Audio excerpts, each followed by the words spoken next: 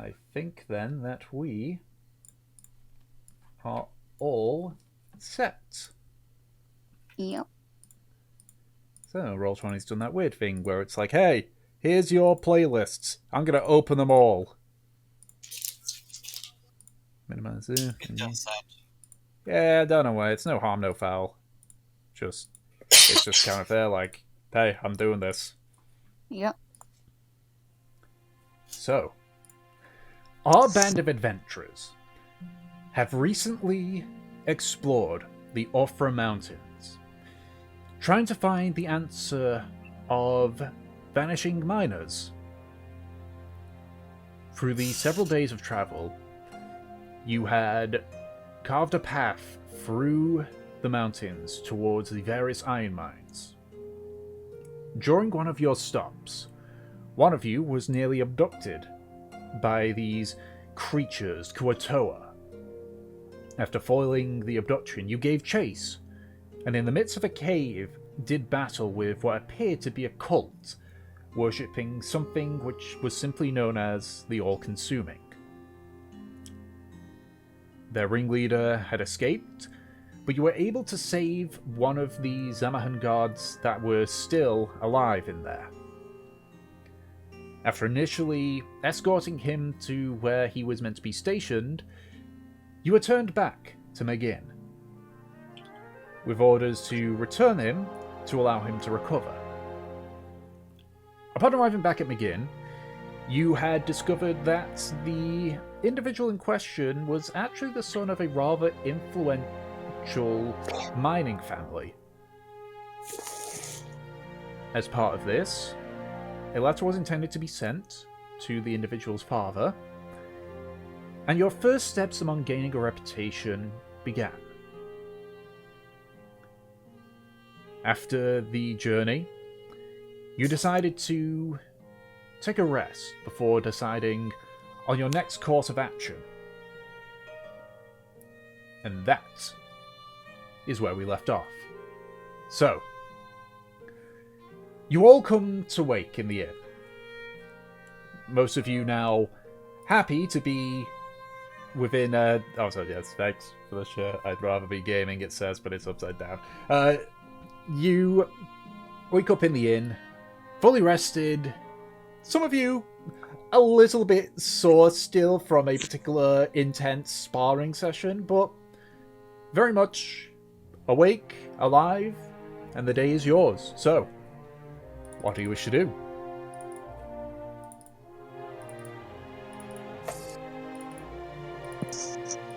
What is our next destination? I imagine we are all kind of settling at the table for breakfast. Yeah, Mev just stretching out. Well, and she pulls out the map. We were going to go to where is it? I say as I try to expand the map. We were going to go to Lonarch.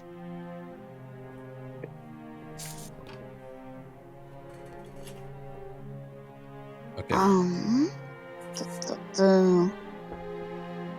And then we are going down to Port Embar and hopefully to the Marag. How far is Lonarch from here? So using the ruler, each square is about a day's worth of travel. So 6. Okay, so about a week. Mm-hmm. That will be a week's worth of travel, barring any stops. That shouldn't be too bad as long as we have the right supplies.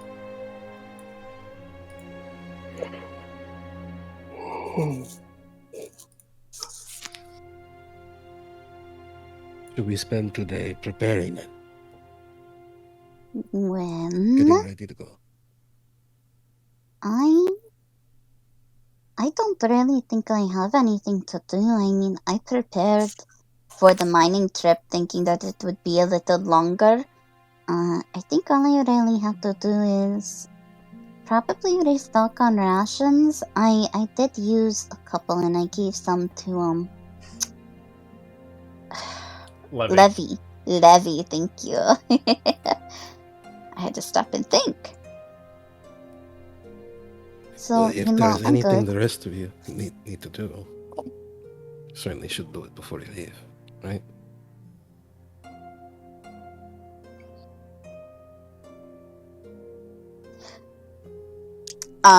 At the silence, Yeah. Mav is going to knock on the table. Hello? Wake up, people. It's morning, the sun is shining. Up. Sorry, I haven't quite been sleeping right at the moment. Yes, I have no. I also prepared for a longer trip in the mountains, so I should have more than enough for a trip over to Lonarch. There's nothing that I need to prepare for, either. I got it.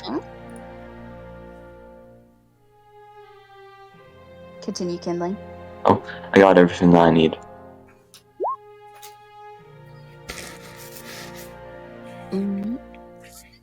Alright.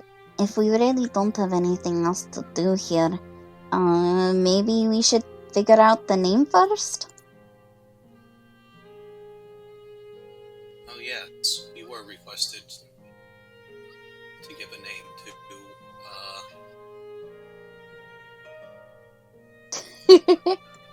Who else can't remember names? What are names? Yes, we've only been around. We've only been a company for what, a week, 2 weeks? Yes, but if we're going to build up our reputation, we should really figure out the name. They were right. They can't just call us, the mercenaries or the sellswords. That's too vague. Yes, and like those names. I'm not sure I would like to be connected to such a pejorative. How about something that reflects our personalities and the way they intersect? Now, I was thinking about the name Reason's Ire. I thought with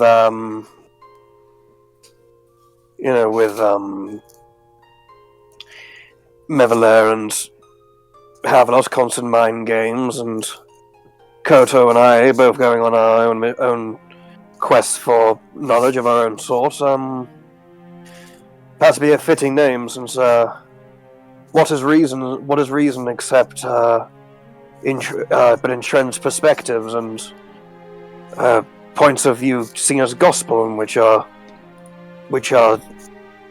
seemingly disproven by fresh experiences and new information. Mev stares at him for a second. That makes no sense. I don't get it. I don't see this logic either. Godo just laughs.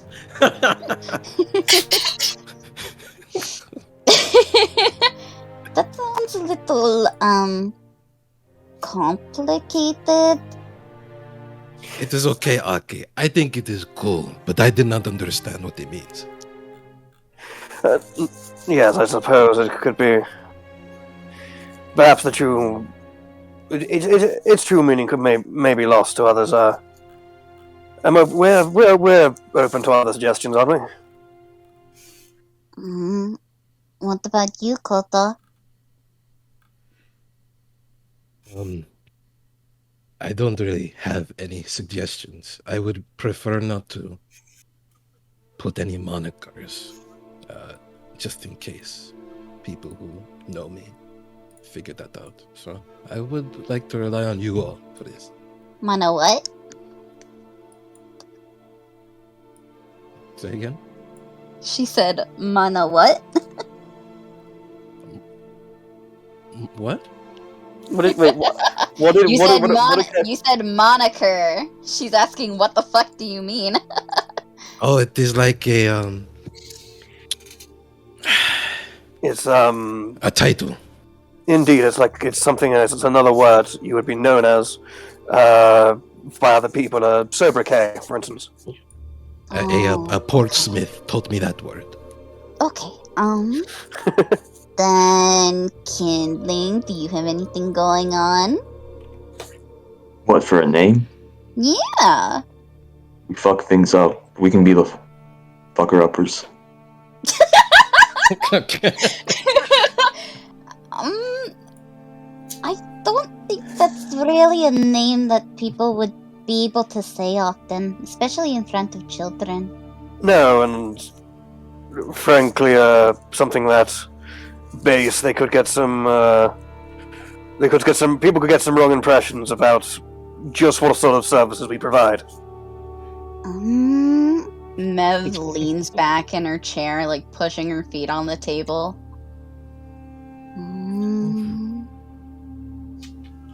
What about you, Maureen? I am not very creative when it comes to this sort of thing. I think your microphone might be above your head, Dom. Yeah. It was. Thank you. I'm not very creative when it comes to this sort of thing. However, there was something I did wish to name a ship one time. And it was the Wave Warden. Oh, that It was sort of a pun cool. on a. It was a pun on a word I once heard, wayward. And it seems a lot of us are in fact quite wayward souls. I like where you're heading with it, but I think it would be good for a ship name. Not Yes. I think we should save it though. I agree. I think that is excellent name for a ship. We will absolutely store that one away for a rainy day. I don't like this foreshadowing that we are going to be going on a ship, personally. I mean, to get to the other islands, the Isle of Tendered Earth, we'll have to do that eventually. Indeed, and granted, I'm first stepping. I knew not much about this place, but the one thing I did know was lots of sea and lots of islands. Oh, wait! I think I've got it.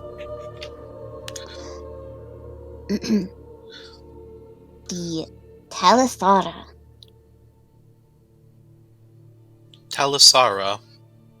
What? You see, I have heard a lot of stories, and the Talisara are these, like, little wing shoes that messengers go on, like travelers and nomads. It would kind of fit with your idea of being wayward, but it would be a little more specific and clear.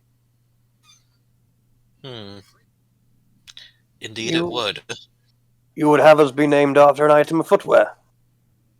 Well, I mean, it's more the meaning of it, like we could go anywhere, you know?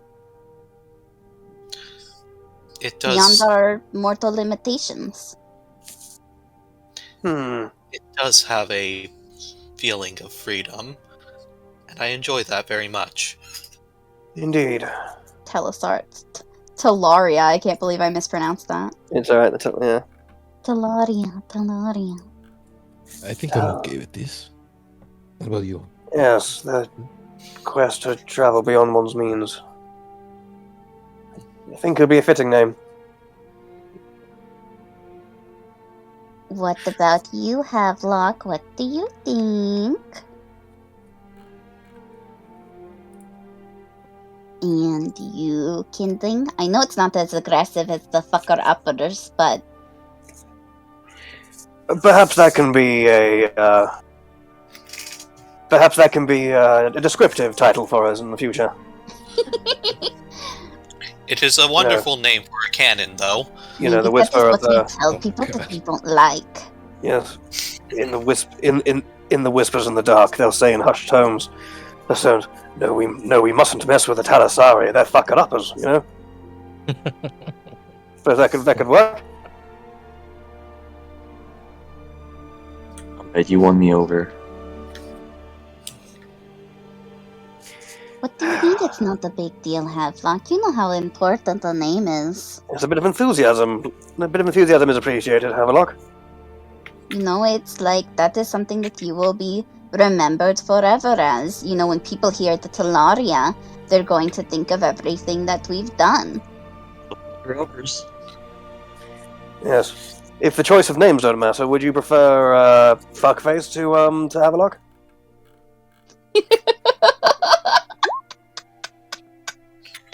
Mev just starts cackling, buckling into herself.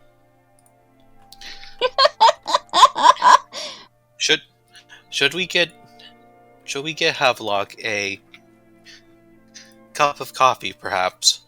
Maybe they're still a bit out of it. I think Havelock would prefer alcohol to anything.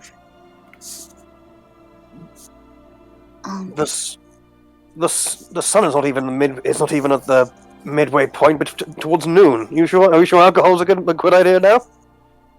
Well, you heard them. 3 ales and some eggs. I am pretty sure there's a combination of alcohol and coffee. I think it was called a platinum hold coffee. But if Havelock is down for the fucker uppers, maybe we should put it to a vote? Alright. Well, I would like to place my stone in the Talasarian bowl.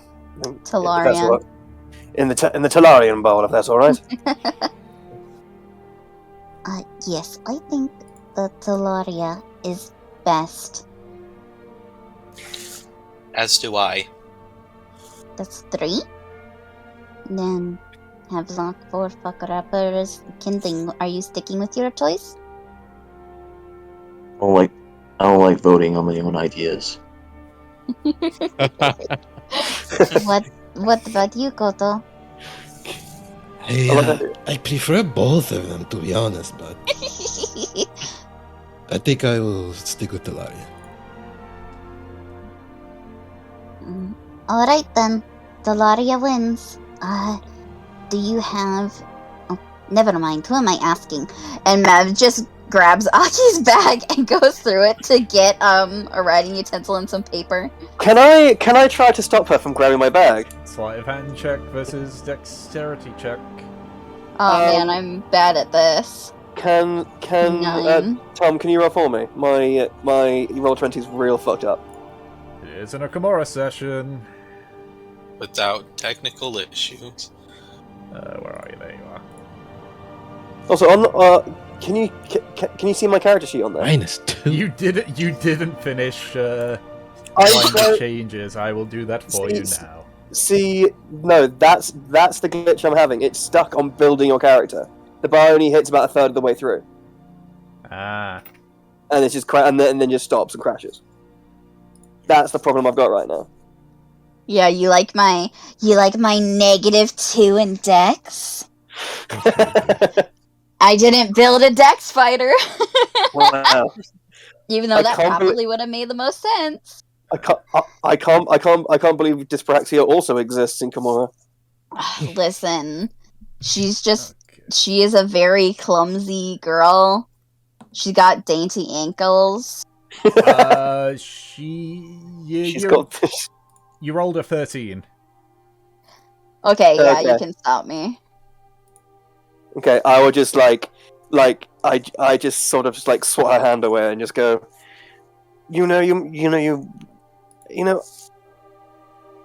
of all your foibles and faults to your person, to your countenance, Mevela, the one thing that you must learn is, asking and appreciating people's belongings. You can always ask. At this, can Marine just take out his own ink and paper and just give it to Mevelair? Oh, thank you, Marine. That is so kind of you. Mev learns nothing. Continue to enable her. Yes, thank you. Okay. Now, I just need to write it down, and Mev starts to write down this name. And upon looking at it, you can't read what it says. That's chicken scratch. What is that? She like holds it up and she's like, ta-da! I didn't vote for the Timblers? What does that say? It's the Stellaria.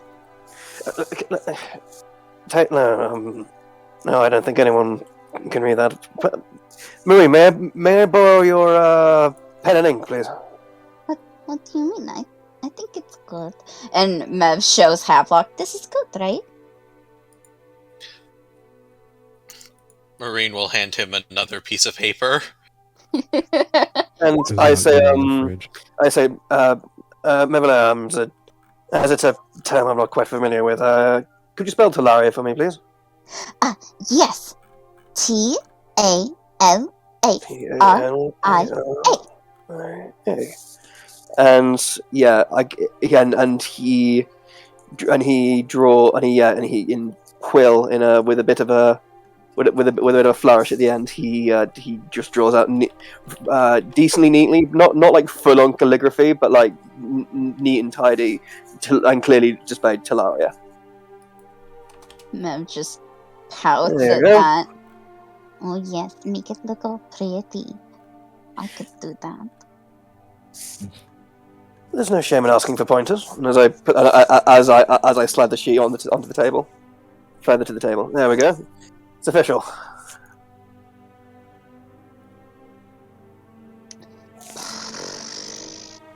Mev takes your writing and she's gonna draw little wings on each end. Oh. I'm also copying down the writing in my own book. You notice that the little wings are distinctly better than her handwriting.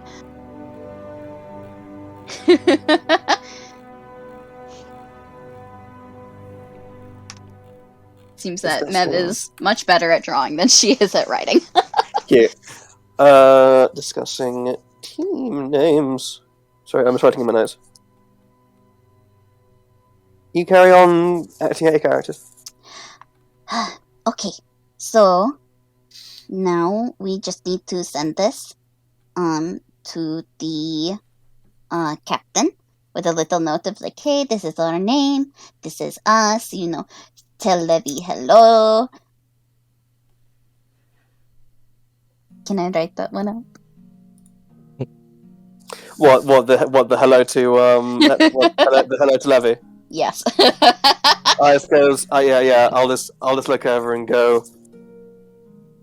Okay, as long as you promise to do it to make it your neatest and tidiest work, perhaps, and I'll slide the paper and ink over to her.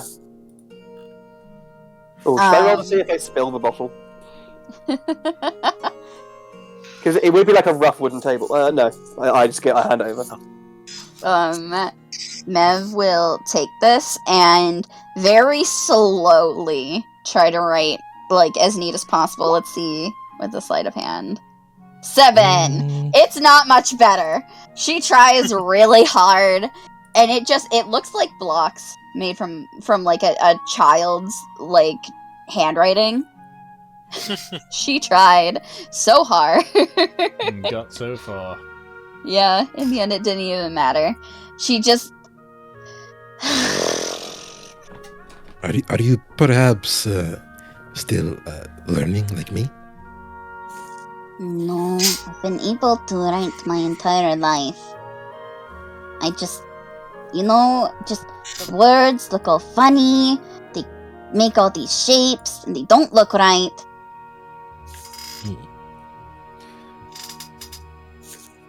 That's nothing that's practice with each of one of the characters' console.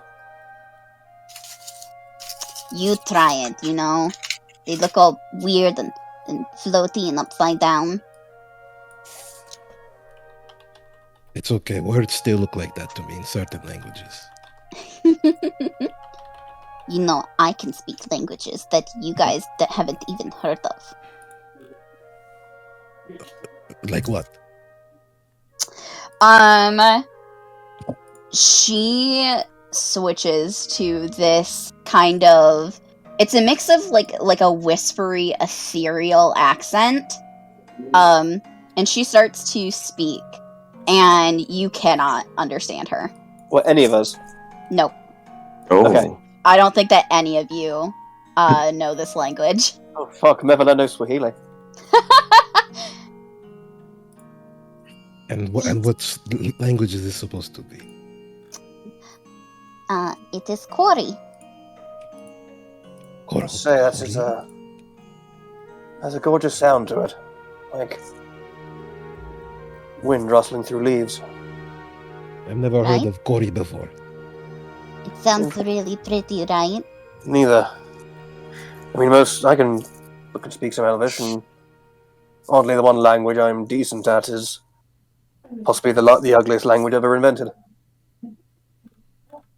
I do not know if I'd consider language pretty, but there's not enough hard consonants. Ooh, It's I hard can to also understand. speak void speech. I do not know what that is. And Mev switches to a similar whispery tone, but it is much more aggressive and erratic. Yeah. Toto's gonna stand up at the table, just in surprise. Aki also looks sort of a bit alarmed and just sort of mutters, like in a hush tone based to himself. He just goes, "God's willing, that wasn't a spell of some sort." Are you worried only- that Cutter steal? I wouldn't. Well, given our history, I honestly wouldn't put it past you. Yeah, Mev leans on the table, puts her hands webbed together, and rests her head on it, just grinning at Aki. No, I would never do that. I'd only take your soul. Ma'am, this is no offense, but I've been told many stories, and you remind me much like a demon sometimes. It's scary. A demon? But I do not have horns. I'm not a tiefling.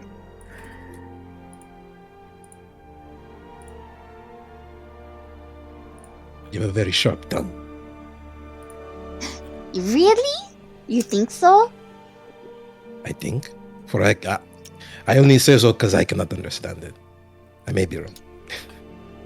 You mean my accent? You don't mean her. She tilts her head at you. I don't know. Mama always said I reminded her of a fey child. Well, that's exactly it. You're friendly, but again, you have a sharp tongue when you need to. She grins at you and just sticks out her tongue Okay, it doesn't look that short, but I think it was figure of speech what Mama told me, so I will just go for that. Is Marine trying to say something?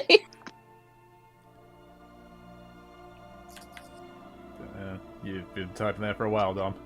Yeah, that's what I'm wondering. I'm just trying to rework it, Okay. but this is specifically to Havelock. With a bit of a smile, but a bit of sadness in his eyes, Aki just goes, "Well, when I was younger, most people said I had a face for pamphlets." For pamphlets? What does that mean? Well, it means so. I was so ugly that it was only socially acceptable that I could only be communicating written correspondence.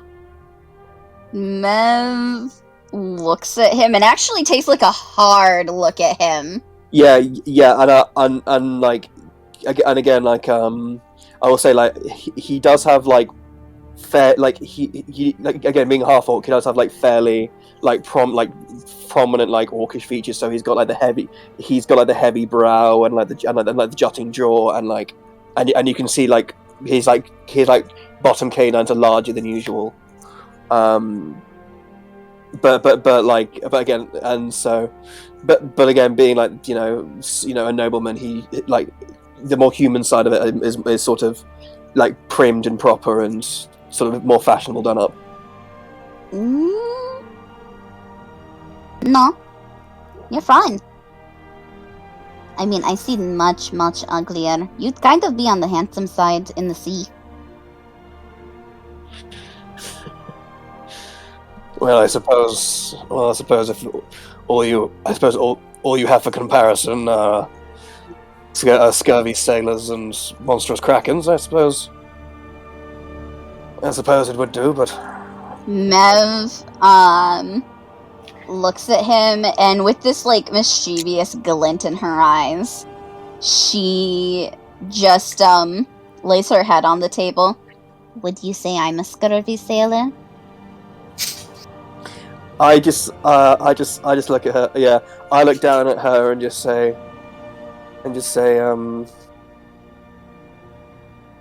no, I imagine your mother kept you on a keen diet of fruit and vegetables.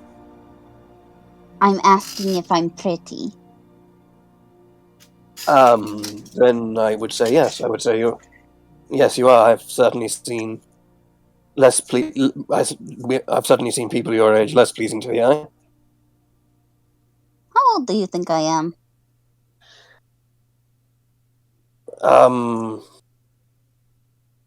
Just to check, you are entirely human, yes? Yes. I would say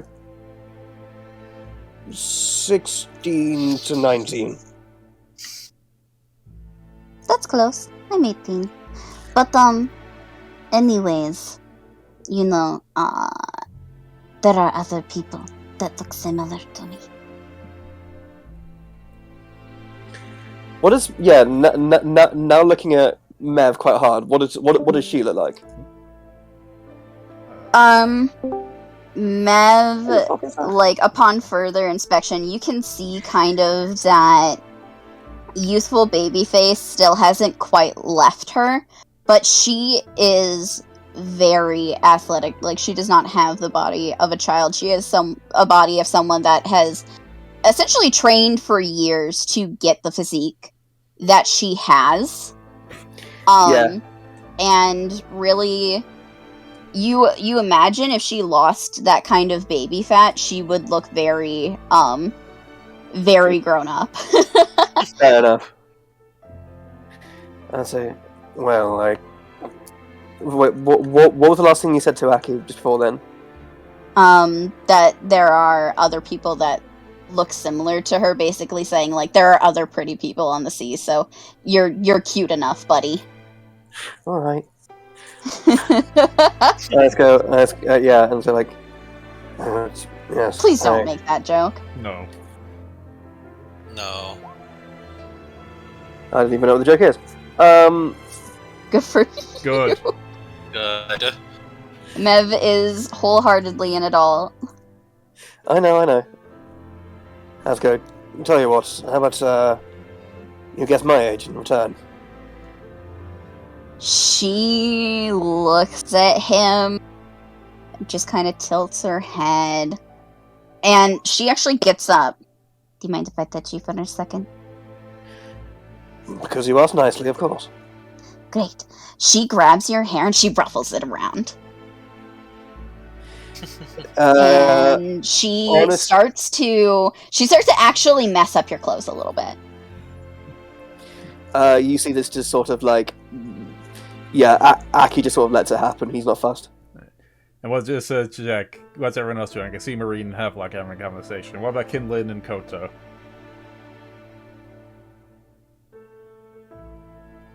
Are you just watching this conversation? Joining in. Yeah. Pretty much just watching. Would you like to study my birth certificate? Perhaps we can study. Perhaps we could swap blood types. No, I think... Like, how old am I actually? Well, I can't see because I'm stuck. Yeah. Close your character sheet, 23. reopen it. I forced it to work. How? I manually put in the details myself. Okay. So I'm level 4. Yes. Awesome. Okay, cool. And I've got my ace. Thank you, Tom. You absolute hero. This is enough. I think you are 23 because, for one, I think you've kind of got the baby face like I do. But also, you're one of those people that, acts really smart and everything, but really they don't have any experience, they don't know what they're talking about. Kind of like someone that just became an actual adult and is figuring out what they're doing. That is. You see him sort of stutter a bit and like look a little bit lost for words for a second, and then he goes, "That is honestly quite remarkable." First off, Right? yes, bang on the money. I am 23 years of age, and frankly, I have, as I'm sure you realize, experiencing these last few weeks with me, I believed I knew everything, but in fact knew very little, and I just see how yawning that chasm of that knowledgeless chasm inside my mind was as each day passes. So, yes, you have that is genuinely remarkable. That's very much a skill. Mev's grin only grows into something Yes. smug. Yeah, and then looking at you, I say, Again, because he has, fucking, what's his name? Fucking 7 perception now. And has the observant feat. He sort of goes, you have the puppy fat of a child, but other than that, there's an ounce of undue sinew on you. I also get the sense you were forced to grow up before your time. Mev, actually, hold on. Roll insight. Alright, 3, 2, 1, yeet. That's Okay. quite low. Mev's face doesn't change. She just continues carrying that smug look. And she, puts her arms behind her back, like collapsing her hands together and leans into you. I grew up well enough. But, it's good that you're learning. Yes. Perhaps I can, just as I learn how sheltered and protected I was, perhaps you could also learn the finer points of handwriting and respecting people's boundaries. Maybe you can learn when to shut up. And she boops Aki's nose and turns around. I think we've wasted enough time. If we're done with breakfast, can we get moving? I hate staying in place.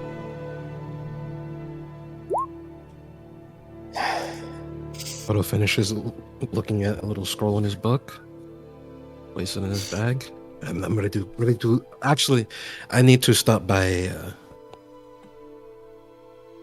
a butcher. Then I'll be ready. Koto! Mev just lays on you, distressed. He just very slightly picks you up by the collar and puts you like a foot away. It'll be quick. Okay, but I'm counting, okay? You see that candle? And she points to one of the candles that's like already dripping a little bit. If that burns out by the time that you get back, you'll be in trouble. As she points to the candle just to freak her out a bit, can I use Druidcraft to turn the candle off? There's like, you see that candle goes. Yeah, there's a gust of wind, and it just. As soon as the candle goes out, Koto's gonna start sprinting out the door. Math just looks at the candle, and then she looks at her hands. I didn't do that right. I don't think I did that. He is a witch. Oh my god. And like she's clearly asking Valkyr this.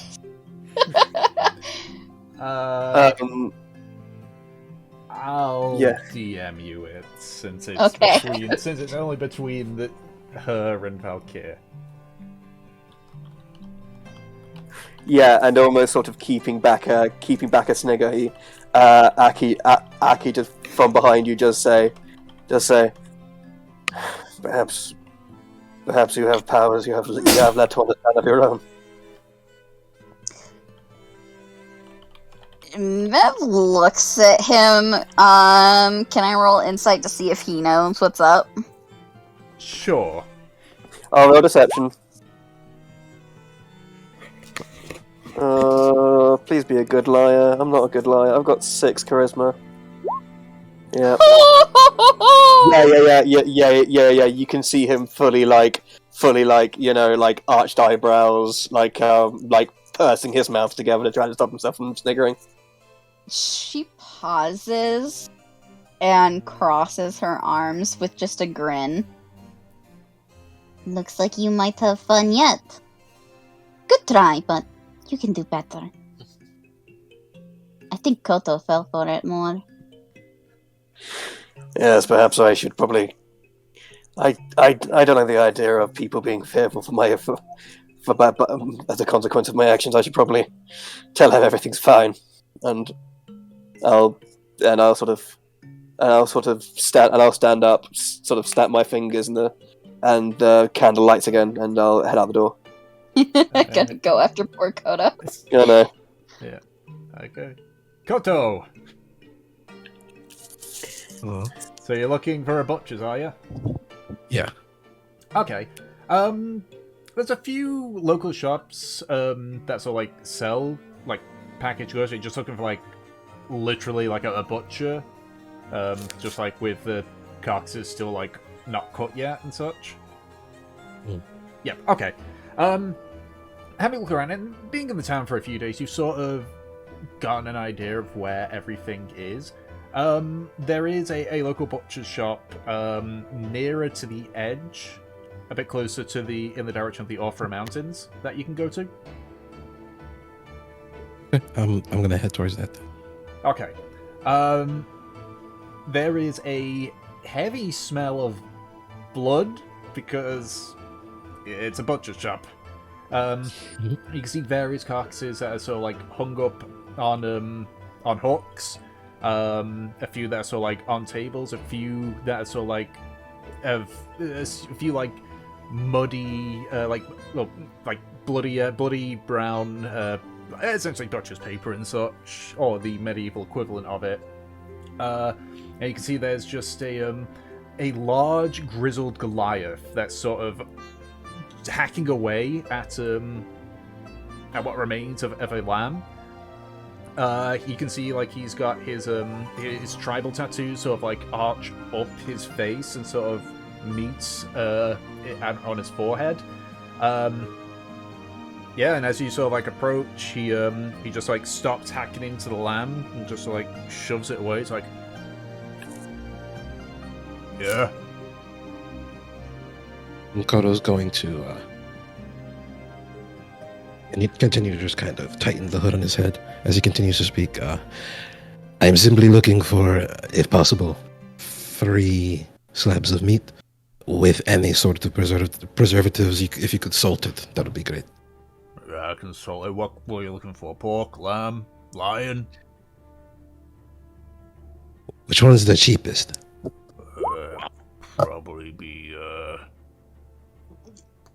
Probably lamb. I'll get 3 slices of lamb. Alright. You want them salted, yeah? Yeah. Just so, like, goes back to hacking at the lamb, so, like, rips off the leg and begins to work on the body part. It takes him a couple of minutes, which at this point I'm pretty sure, Aki, you would have probably found him during this. Yeah. And so I was basically kind of like, I tried to like, I would have sort of like tried to like run after him to see if I could calm him down from when he bolted out. Yeah, let's go. Yeah, so like, Koto, my good man, there was no reason to be alarmed.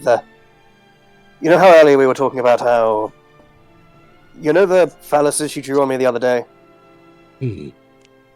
How that was a harmless game, a prank, something used to incite embarrassment in the other. Uh-huh. That candle going out when she pointed at it, that was my doing.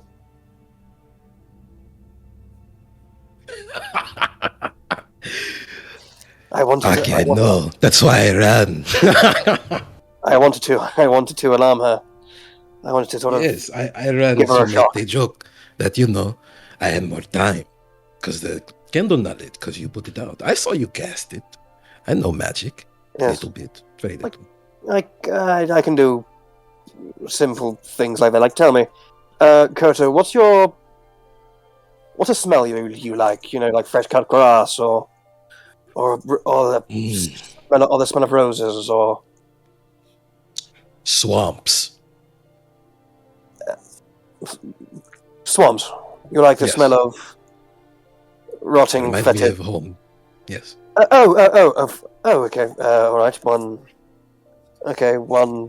Well, I sort of like waft my hands, I'd sort of like just aiming at his face, and use Duracraft to get basically the smell of a swamp, you know, in the air, just waft through the air. All right. See? So the smell hits you, that very earthy, methane-y like smell. But does it smell like home, though? It Does it smell of my swamp? I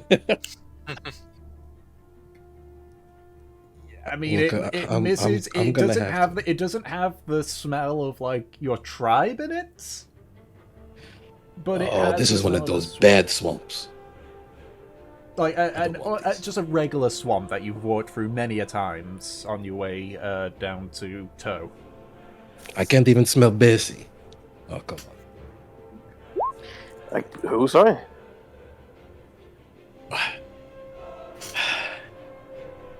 I really do hope one day you can meet her, but Bessie is our most prized hippo. She is twice the size as of most hippos. She's a beast. She's very lovable, and I think you would like her. Sometimes we say prayers to Bessie, sometimes, for, the god of... Yes. Whatever. The animals of that. Yes, I would too enjoy to meet your dear Bessie. I hope we would be fast friends, and perhaps if I do meet her, I could do a better job at simulating her smells for you. Who knows? Okay. This But see, it was nothing malicious or evil or wicked or anything that would afflict you with any kind of hex or curse. It was a simple manipulation of the elements. That was all. Right. I still do think that I say as joke, I do think Mev is a witch. I'll be honest. She summons ghosts. She's a witch. Well, of course. It's okay. I thought that was what I was saying, didn't it? Of course she's a witch. But that is okay. She is a respectful witch. Never met one like that. Yes, I mean, you have good witches and bad witches. It's just the same as far as I was aware, witch was just sort of a name for a woman capable of magic. Right. They don't have to be evil and corrupting souls or ensnaring children or anything like that. Like, she's Find out that they could be warriors. God Cloud would be very interested, very proud.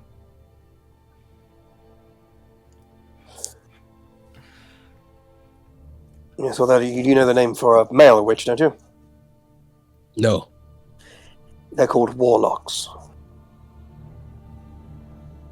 Hoto's face slacks at the word Aki. You see a little bit of dread kind of creep up. I'm sorry if that word has any connection to you or the past or any malfortune that has afflicted your people. In my world, they were in storybooks and used to frighten children into behavior. I'm truly sorry, my friend, if I caused you any strife. Not too much. I just did not know. I have heard of warlocks, and yeah, it's very interesting. Just simply did not know. Tell you what, is there like a lantern or a light or a candle nearby where we are?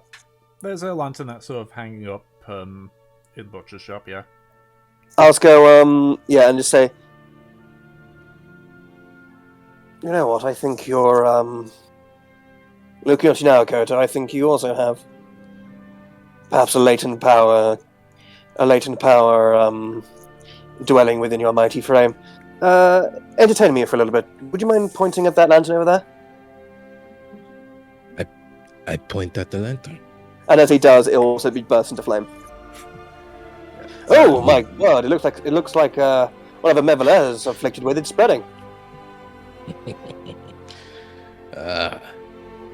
Is this foreshadowing? Will I become a warlock now? Well, unless you intend to sell your soul to some sort of foul deity one day, then I think the Koto we know and love will remain. My soul is already spoken for. The guy, when you turn on the lantern, just so he's looking at it, you can just see his brows furrowed trying to figure it out. Like, he still got, like, the cleaver, like, held up, was, like, mid-swing. Yeah, it's kind of like, oh. Sorry, just a bit of, just an old magic trick. No reason to be alarmed, good sir. Right, just continues fish. And at this point, he's nearly finished, cutting up the slabs and such. You can see he's just, like, dumping salt on it. Perfect. And can I go to the butcher? Wait, can I go inside the butcher shop? You're at the butcher shop. Oh, Yeah, I thought we were out. Okay, well, we're inside. Let's go. Like, actually, tell you what. While we're here, my good man, do you skin and pluck the animals on site here? So, like, slowly, without, like, looking away from you, indicates the various carcasses that are suspended on meat hooks. What that haven't been skinned yet? Some of them are skinned, some of them have been. I was like, I suppose you wouldn't mind if I took a few hairs of fur, would you? My God. So, like, looks down on the floor. And you can see there's various bits of hair and, like, various patches of fur. Some of it bloody, and he just sort of, like, just looks back and says, "Help yourself." Your kindness knows no bounds, and he'll go over to one of the hanging, the felled beasts that are hanging from hooks, and he'll just pluck out a handful of hair and put it in his bag. Go like, there you go. That's just for an old trick, to help with an old incantation I learned a few years ago. Who's the warlock now?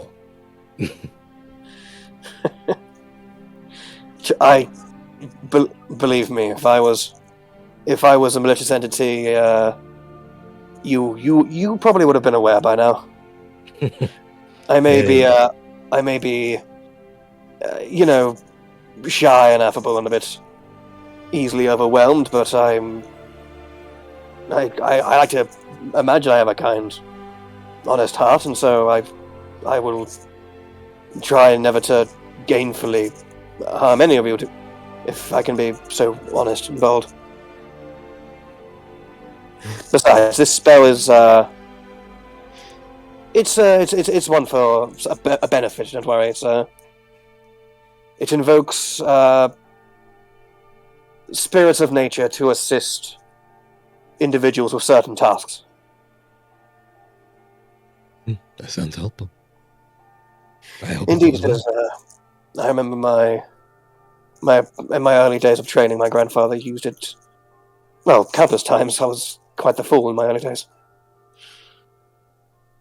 Anyway, How much was the meat going to be? That's 4 silver. He's going to dig throughout his tiny coin purse, and he's going to pull out 4 silver from the butcher. Just takes off you and hands you these 4, but still somewhat bloody packages. It's clear that the blood is already sort of like starting to soak through. Mm-hmm. Fine, I'm going to wrap that up and put that in my bag in the best way possible. Okay. And let us catch up with our friends. I would like. I'm afraid. Koto, I'd like to make a quick detour to the blacksmith, if that's okay. Oh, you can come along if you like. I think the blacksmith. I think the blacksmith's daughter would be somewhat astounded to meet someone of your grandeur. Sure, I guess so.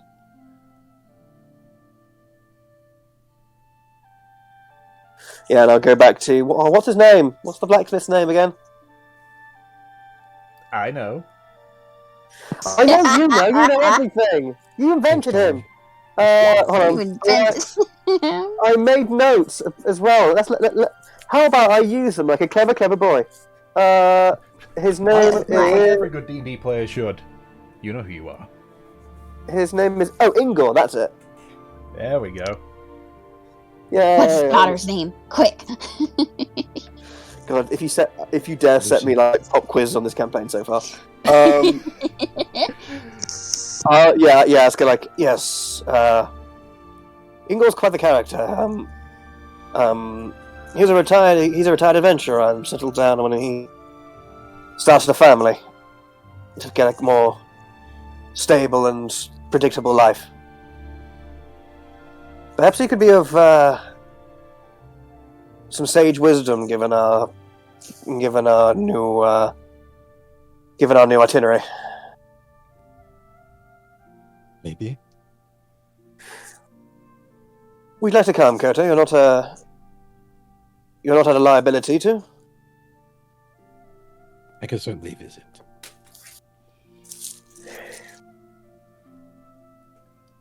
Alright. So, just to check with the rest of the party, I assume you guys would be heading straight to the barracks? Yeah, to turn the name in. Okay. Would you think that you guys would do that before Aki and Koto get back, or no? Or would you wait? I think it doesn't really matter either way. Probably I doesn't think, matter. like, if we just want to get it out of the way. Okay, alright. So if that's the case, we'll swap back to Group 2 temporarily. Okay. As you guys head towards the barracks. Alright. We will go to the barracks. Do we spot, like, familiar guards, or? It appears that these guards are the same ones as yesterday. It seems like that's kind of what where they're stationed. Yeah. If that's the case, just going up to them, Mev's going to wave cheerily. Hello, nice to see you again. Oh wait, I should say when I'm at. Wait, so are we back? Oh, what's going on? You guys are heading towards the blacksmith, but the other team has head to the barracks. So we're just rather than having focus on you guys for a while, we're just going to let the others have their time to shine. All right. Brief it maybe. is very nice to see you again. The captain asked us to basically give them like a name for our group.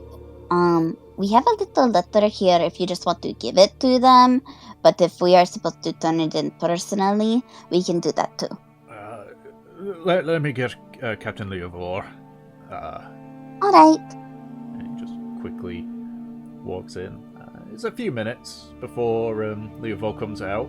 Not fully armored, just wearing her normal tunic and such. Yes, it's you all. I can see 2 of your compatriots don't appear to be here. Are they well? Or... They are fine. They just went shopping before we leave. Right. So, I've been informed that you have a name for me. She will go ahead and give her the letter. The actual letter portion is for Levi, just kind of asks how he's doing and everything. But that has our name written down. We decided to call ourselves the Talaria. Talaria. Right. Just Talaria or the Talaria? The Talaria. So the "the" is a part of the name. Okay, very good.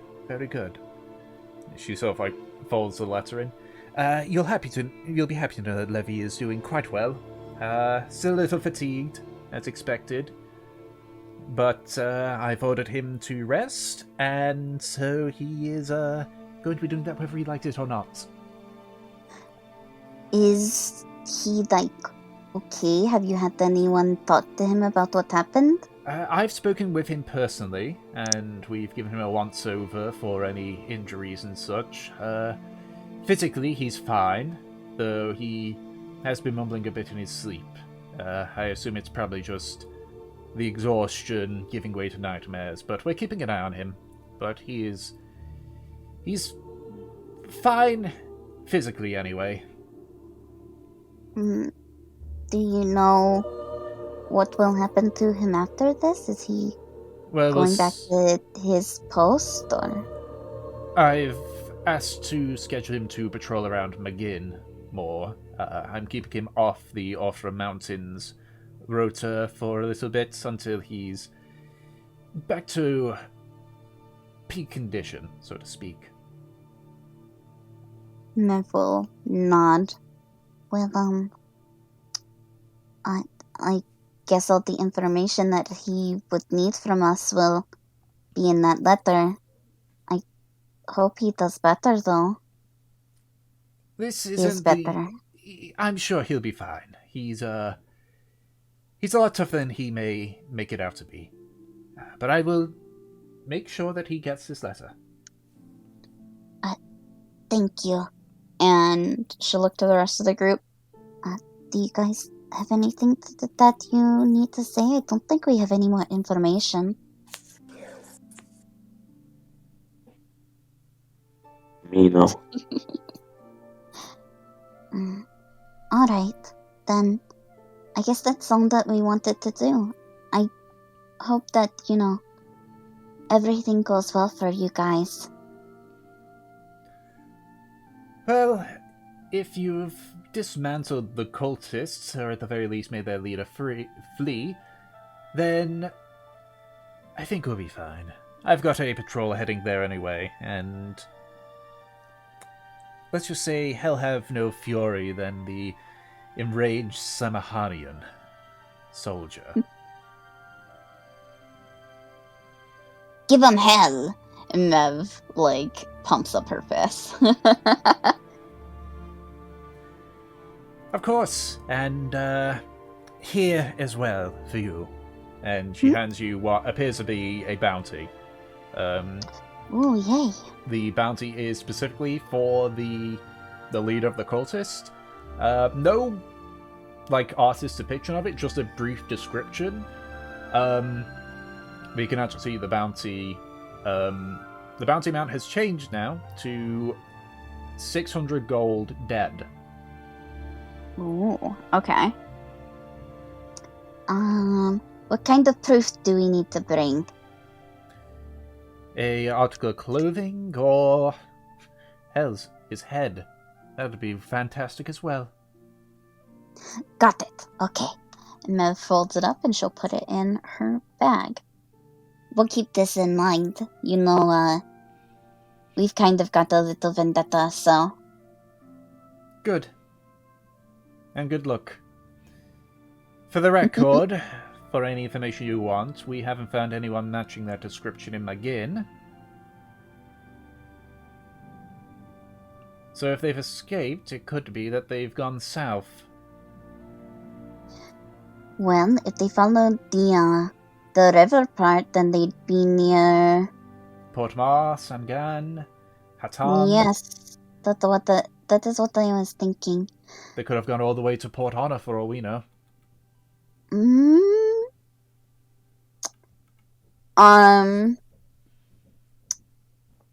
Never mind. Well, if something doesn't kill them first, maybe we'll run into them. We'll find out. Mev will nod and, just politely, wave before heading back.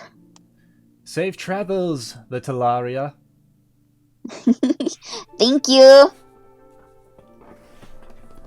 Alright. So, going back to Kotonaki. You arrive at the Griffin's arsenal. The sound of metal being smithed is quite loud, but the door is open. Okay. I just want to double check Stormit, because I'm sort of... Okay. Okay, I know what I'm asking for. Nice, yeah, I will head on inside. What's Koto doing? Following you, this is your destination. Okay, let's go. Yeah, I'll sort of just point out, you see, you see these shields and weapons and pieces of armor around. Those are from his adventuring days, as I said earlier. Oh, okay. He was... Storied history. Indeed, in a different time, perhaps I would enjoy, to sit under his learning tree and see what manner of things he may know and the depth of his experiences, but we are against the clock, I'm afraid, at the moment. And yeah, I'll as I head in. Where is Ingor? He's over by the forge, currently hammering at what looks to be a in progress being built longsword. Oh, nice. So I'll just wave over to Ingor, and I guess raise my voice. I'll just go, Ingor, how do you fare? Oh, it's you guys from before. Yes. Yes, I came by. I think I commissioned a teapot from you. You already picked that up. I know. I know that. Oh, right. That's not why I'm here. Yeah, you did. You already picked it up, though. I know. That's not why I'm here. I'm not that level of daft yet. I was asking for nothing to be made, but more of a piece of material. Something I need for a spell crafting. It's a Have you got a small bit of an iron ingot or rod? All it needs to be is handleable for one hand, sort of small, compact, and straight. Yeah, I got some of them. Yes, I just need the one, and then I won't trouble you any further. You got 2 copper? I have a lot more than 2 copper, and he'll hand him 4 copper. He tosses you 2 of the rods. No, I think no, the 2 copper was just an extra for your. It was a bit extra on top of this as a bit of gratuity, a tip to help with the business. I only need the one. Don't worry. All right. Just Oh, and I should say, my company and I are will be leaving town. I'm not sure when we'll be coming back. So before I go, just quick inquiry. How's your how's your daughter? Is she still dreaming of following in her father's footsteps? mm-hmm. Okay. And how are you feeling about that? Are you trying to dissuade her, or? If she wants to do that, then the only condition is that she's ready before she commits to it. That's fair. Will you be training her? Probably. Alright, well, from what I know of you, Ingor, I'm not sure there'll be a finer teacher this side of Port Ember. I will take care and look after the little one. Thank you very kindly, and I will turn around and head out the door. Take care of your own folk. How heavy would that rod be? It's only be like a pound or so. Okay, cool. I have hold person. Well, I mean, you only need the components if it's a monetary amount. Remember? That was a rule? That's been a rule since campaign 1. I didn't know that. Shit. Yeah, Oh well. If the only time you would ever need to get components is if the components had a monetary amount, like a diamond worth this much gold. Oh, I didn't know that. Sorry. Yeah, I mean, as Nate said, you were a fighter before. Your only spell Yeah. was I can hit twice, or I can do my I turn know. again. I'm still learning here. Yeah, but yeah, he just. I didn't know that was a house rule. Sorry. Yeah. So as you walk out, he just says like, "You look after your friends as well. When you get you back to the war, they're the only ones that you're going to be there for you." Of course. Of course. I won't. I'll make sure not to undervalue them. That'll be truly wayward without them here in this world. Take care, and he'll head out the door. What about you, Kota? What are you doing?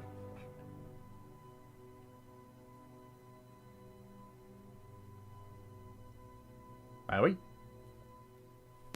Mountain Bear, what Yeah, are you doing? one sec. There's one thing I wanted to do really quickly. I wanted to ask. Okay. How much is a mall? I need to get my player's handbook again to remind myself. Kota just beating the fuck out of people. I'm realizing that I don't even have the biggest fucking bludgeoning weapon. This is heresy. I do like the. I don't give a shit about your daughter. Let's talk weaponry. Yeah.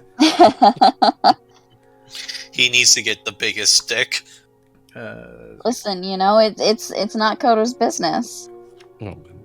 He's That just was not true, yeah. interested. Yeah, it was Mevanaki, wasn't it? Yeah. So I assume you inquire with. Yeah. I'm gonna ask. I assume maybe I just see one, like on the rafts or something like that. And I point and ask what the price is. It's one that does have like a little bit of damage, but Okay. you sort of inquire and it's like,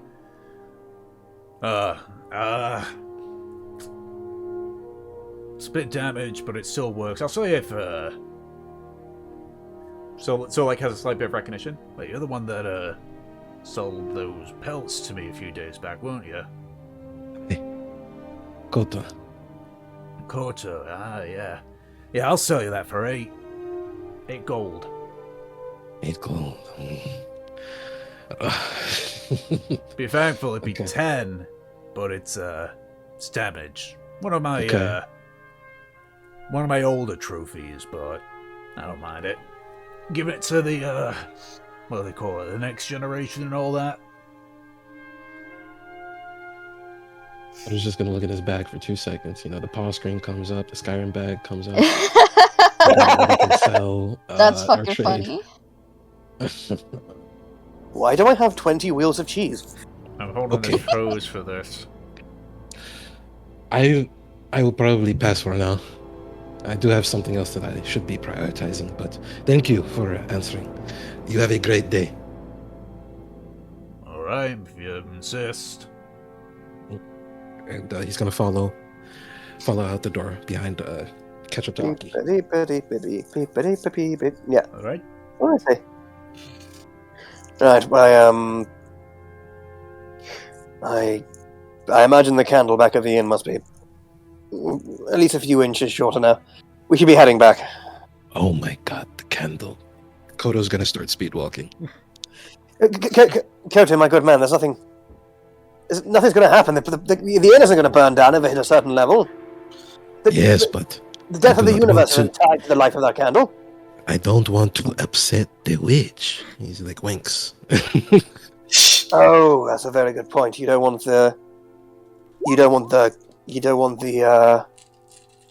curse of phallic malfeasance upon your own person, do you?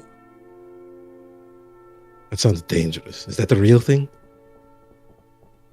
Well, of a sort. It's more doesn't damage the. It damages the ego certainly, but nothing apart from that. Mavadera is pretty good at damaging the ego. Okay, we must hurry. Okay. Oh, fuck. So you all reconvene back at the inn. Could we break time?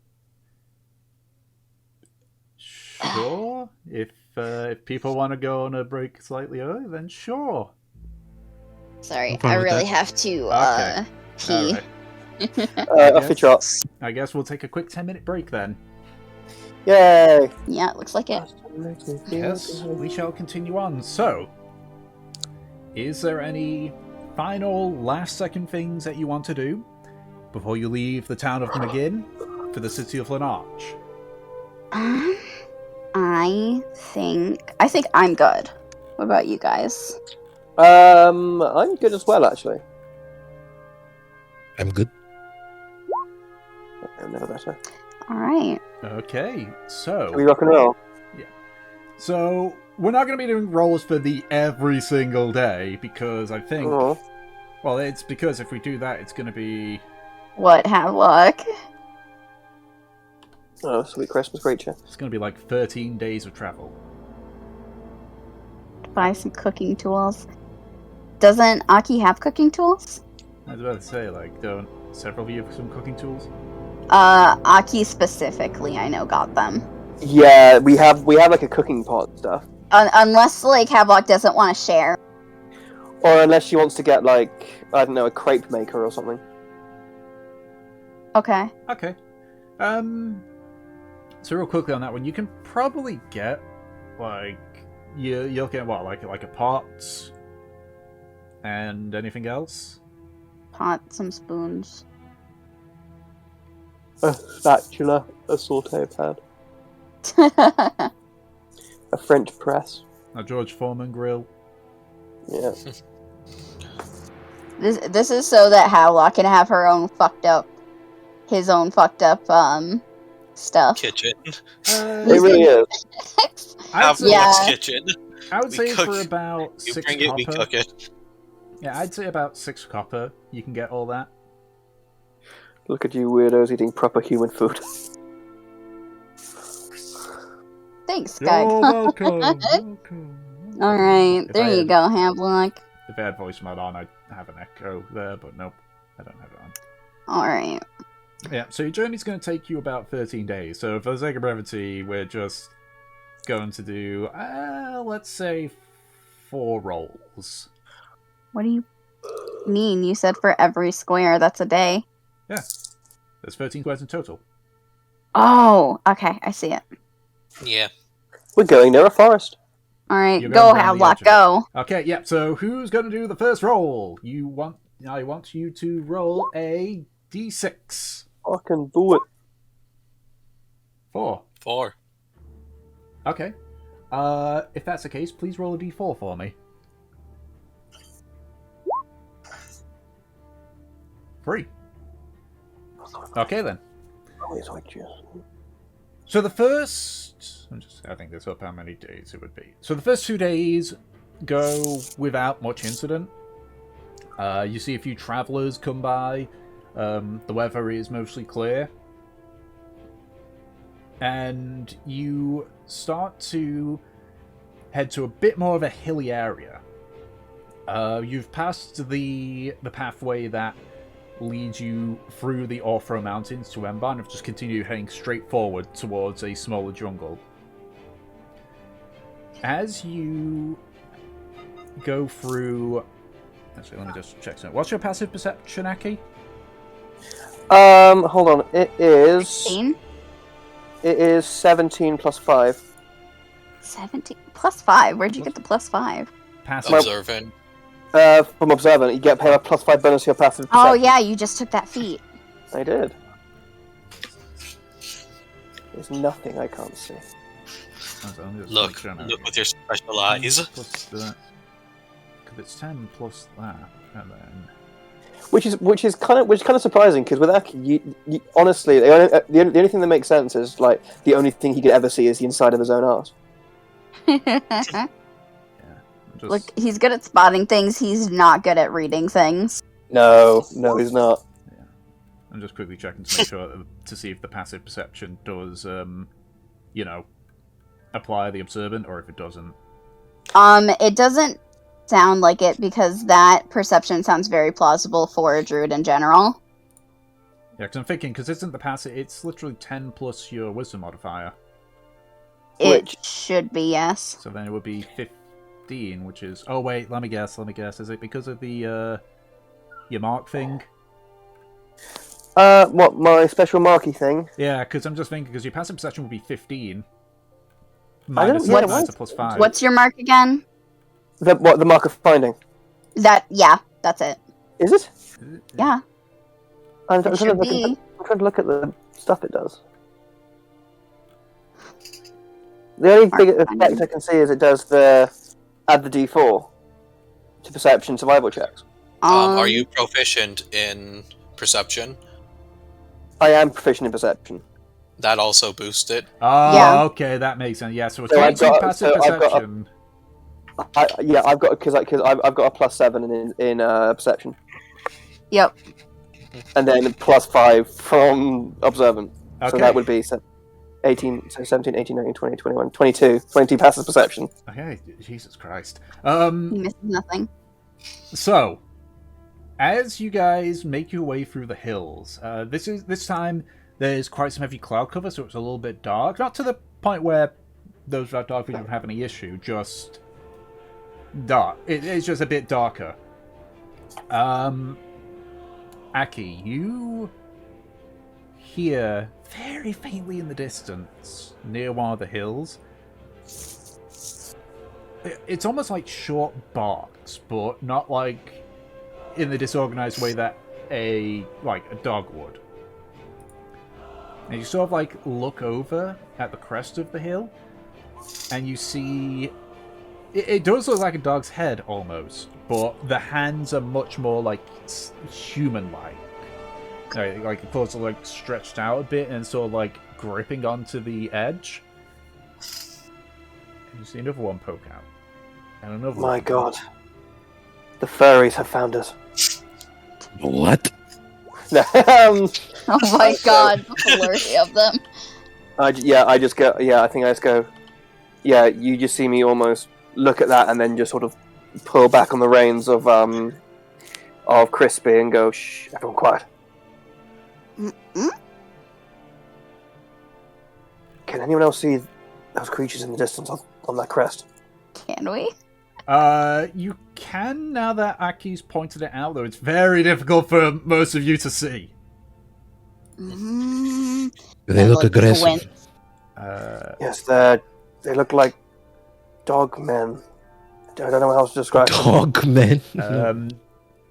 Yeah. Aki, you can see one that's sort of like he sort of stood up a little bit, and he's pulled out a longbow. And you can see he's sort of like what looks to be preparing an arrow. What are you guys doing? Can we see that? Yeah, Like, yeah. Again, Aki's pointed them out Yeah. to you. He's waving at us. It's less of the distance and just how concealed they were. Yeah, I just They're about Yeah. 50 feet away from you. yeah. You just see Aki go. Oh gods, get down! And he jumps out of the driver's seat and tries to hide behind the cart. Yeah, Mev's gonna get out of the cart and hide behind it. Okay. Oh, Havelock wants to Eldritch Blast. Marine wants to... Okay, so... It's a whole lot of stuff that's going to be happening here. So... It was like, hit me. Hit me with your car. Okay, so you're essentially trying to... Are you trying to convince him to hit you, Kindling? What? Hit me! It's more or less just like taunting. Okay, Oh, wow. make a intimidation check. Oh, wow. Kindling's so This brave. is bull- Oh, He Mew. Oh, I have the wrong map for this, but it's fine. I'll just use this one anyway, because it looks better than the previous one. And as we all know, if it looks better, it's clearly better.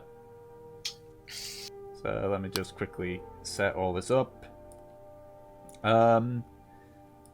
But yes, you can make your Eldritch Blast because one of them is making an attack onto Crispy. it's a fucking horse. Yeah, Yep. man. Get rid of the get rid of Fuck Havelock. get rid of the means of escape, and you have an easier time. That definitely. You hits. just don't fucking stop. I gotta heal Crispy. Fuck. 9 misses. So I will just quickly. I just need to see how much health Crispy would have for this, and even if the attack hits as well. That's 10. Yeah, I'll just put Crispy over here. Don't worry, I'll move it over to the battle map in a second. I just want to make sure. I'm not going to put the car in because that's going to be a headache. So that is not a D20. That is a D20. I gotta get used to my new dice. Gotta get used to the spiky dice. I love how we're so offended about the horse. And the particular creature missed. So I will move us over to the battle map, direct you all on here, and then we can get started on a little battle. So just Push the payload. no, I'm not putting the cart in because it's just a pain in the ass. So, so Aki would be. Where's his character sheet? Aki will be over here. So the people here would be in the cart. So situate yourself around the cart. And once you are happy with the bit where you want to be, I would like you all to roll for initiative.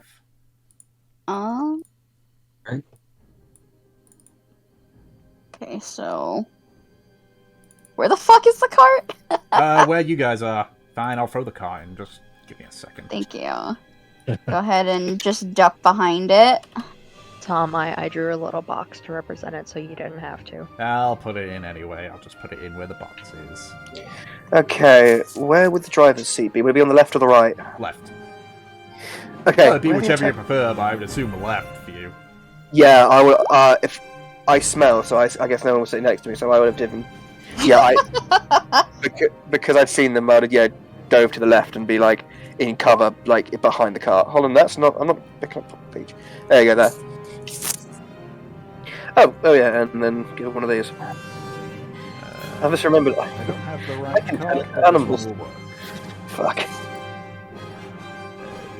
Long. Yeah, it's fine. It's just Nice. There we go. go. Shit, hanging down. Whoa! Ho-ho-ho. Did I roll initiative? No. A Kreeskin Marine, speedy boys. I'll be at the bottom. Thank What's you. that like? Oh! Tell me how it See feels. me. Oh my god. See me. Hey, universe! Thanks for wasting our natural 20s now. I don't know. These guys have a lot of distance on this. What is this malarkey?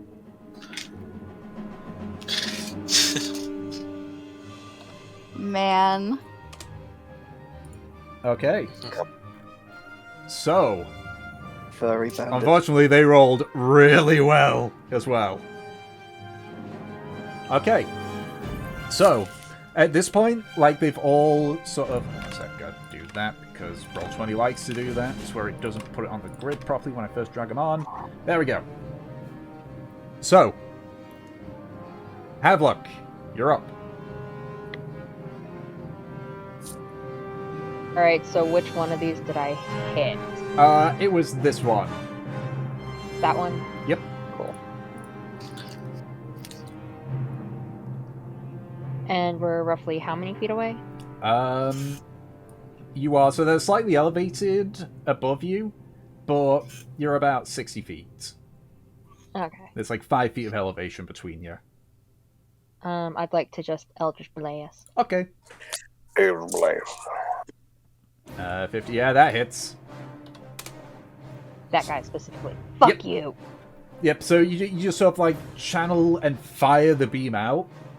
It hits him hard in the shoulder, and the bow sort of like falls out of his hands for a second. He just like reaches up and reaches down and grabs it. Just looks at you, just.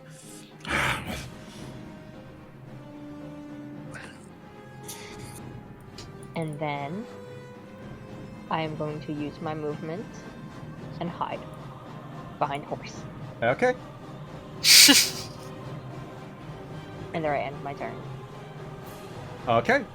So, it is now time for the Knoll Hunters, which, standing up, as they stand up to their full height and get themselves ready, you do recognize these as gnolls. Woo! So you watch as two of them sort of like head down the hill a little bit, sort of positioning themselves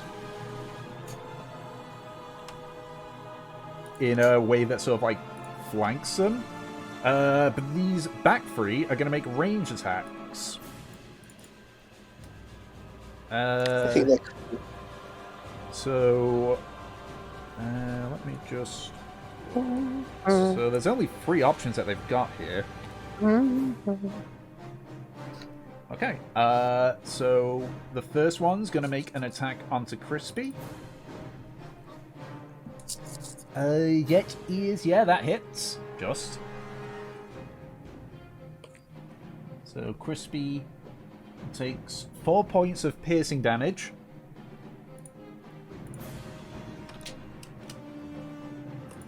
This other one is going to... The one that's injured would love to go for Havelock, but can't. So is instead going to settle for Marine. Ooh, that's a 22 total. Yeah, that hits. Okay, you take 5 points of piercing damage, and your speed is reduced by 10 feet until That's the end of not the nice. next turn. And this final one is gonna go for Crispy again. Stop attacking your horse. That misses. Stop poking holes in my ship! Oh, actually, these guys can make 2 ranged attacks. Please, That was the Crispy first one. now. The second one. Oh god. Oh my god, if Crispy's the first step of the campaign, I swear to god. Thankfully, that one. Okay, so we'll say this one did the 2 attacks. This was this one's attack, which missed. He's now gonna go for kindling. That is I was seeing us all plan out our battle strats. that is 18 to hit. Yeah. Okay. Mm-hmm. You take 6 points of piercing damage, and your speed is reduced by 10. And the final one is going to... Who's its 2 targets going to be? Okay. Okay, so it's going to make an attack onto Kindling and to Marine. That misses. That's a natural 1. So he misses both his attacks. And that is the end of their turn. So, Aki, you're up. Good day, everybody. What can I do given the circumstances? while you're deciding that, Koto and Marine, can you just roll a d20 for me? You both have got the exact same initiative, so I want to see which one goes first. Okay. Oh yeah. Well, if you roll higher than a 1, Dom. Oh yeah. All right. I have I've had 0.2, 0.02 test initiative. Okay, Marine goes before Koto. Okay. I honestly am weighing up my options here. Alright. Who says I want to go first? Range on that. The healer Or I always likes to I go could be a last. nice boy to people. What are you doing, Ed?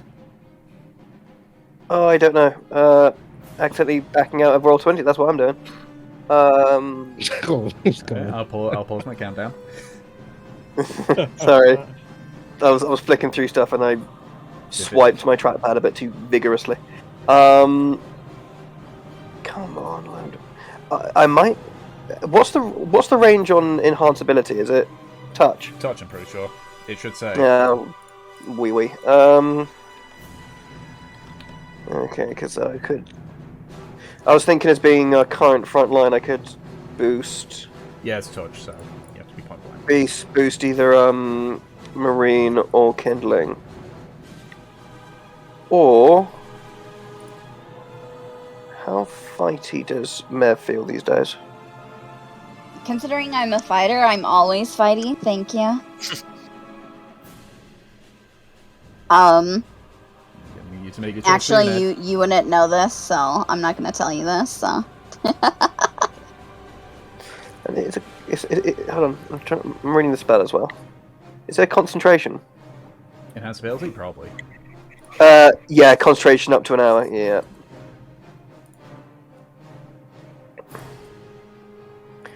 Tell you what, I will. New decision now, Ed. I will move next to. I'll just sort of while hiding in the dirt, sort of with a panicked expression. I will scooch over to Mev, Mm-hmm. and then just go like, this is probably going to sound strange coming out of my mouth, but hold on, I'm trying to figure out which exact kind I want. We'll go. Yeah, that's gonna. It's probably gonna This sound isn't strange really coming a out. time to be stuttering. Sorry, this is real life stuttering. Leave me alone. This is IRL me being an idiot. Yeah. I'll just say yeah. He just says this is probably gonna sound strange coming out of my mouth, but go kick the shit out of them, Mevela, and he'll tap you on the shoulder and cast enhance ability on you, Okay, which one? giving you Bear's Endurance. So roll 2d6 for me. Mm-hmm. 2d6 temporary hit points. Yeah. 2d6. Woo! 7 temporary hit points. Okay. Alright, that's your turn at this point. Perfectly balanced. That's all it should be. It should be. Okay, Marie, you're up. That's the picture of him. Well, so I do not like the way this one's looking, so I'm going to... So anyways, I start Eldritch Blast in it, Okay. and also I finally corrected it and added in my Agonizing Blast to it. 12 misses. And now I will use my movement.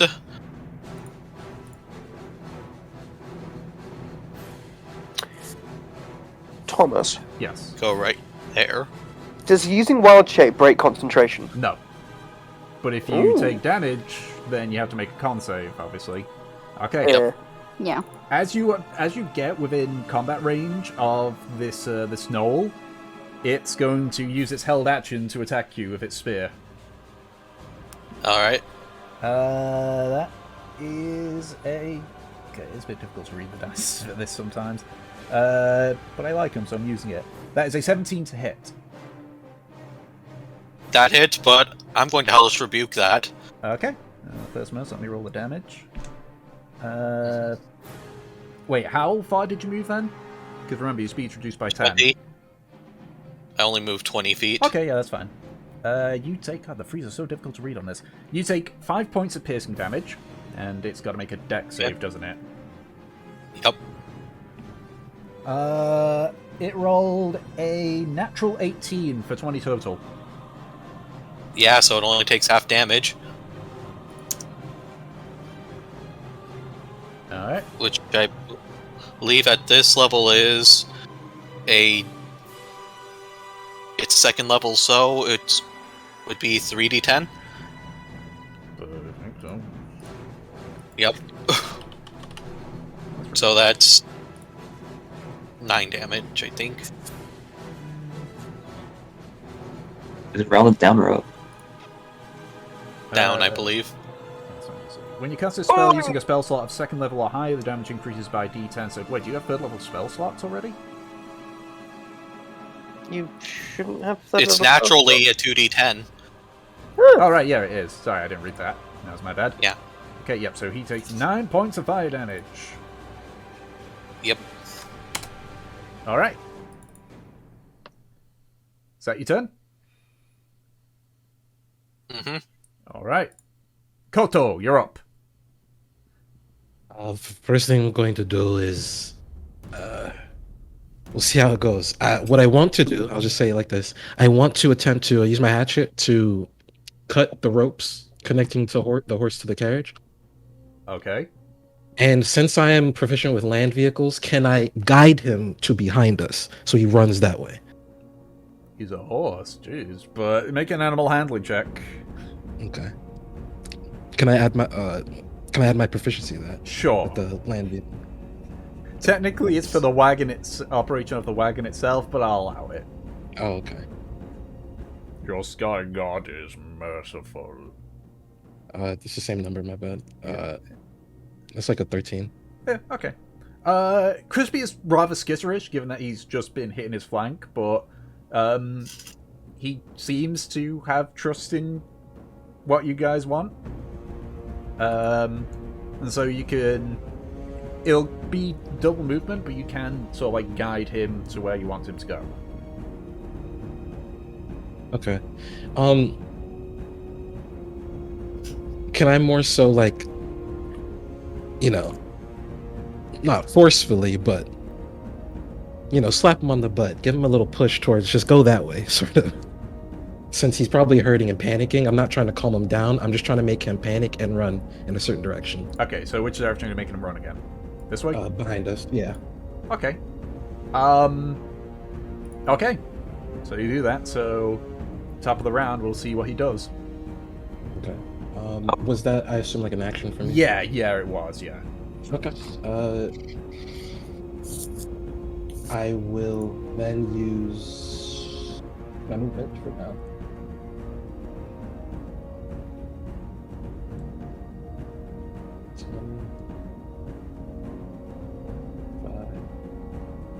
$5, 30. And I have my shield drawn and my warhammer. That's it. That's my, is my turn. Okay. Kenlin, you're up. Alright. I would like to move this away. Which would be 25? 5, 10. You can technically get there. It's because technically you're going through people. It's technically classified as rough terrain, but you can get there at 20 feet. Oh, okay. That would be like all my movement then. Yes, because your speed reduced by 10 right now. Yeah. I'm gonna rage, Okay. and I'm gonna look at Knoll straight in the eye and give him a slap across the face with my claws. Okay, go ahead and make your attack roll. 10 misses. You can technically offhand with your claws because it's an unarmed strike. Oh, I can't. Yeah. Okay, that hits. That is 8 points of damage. Ooh, painful.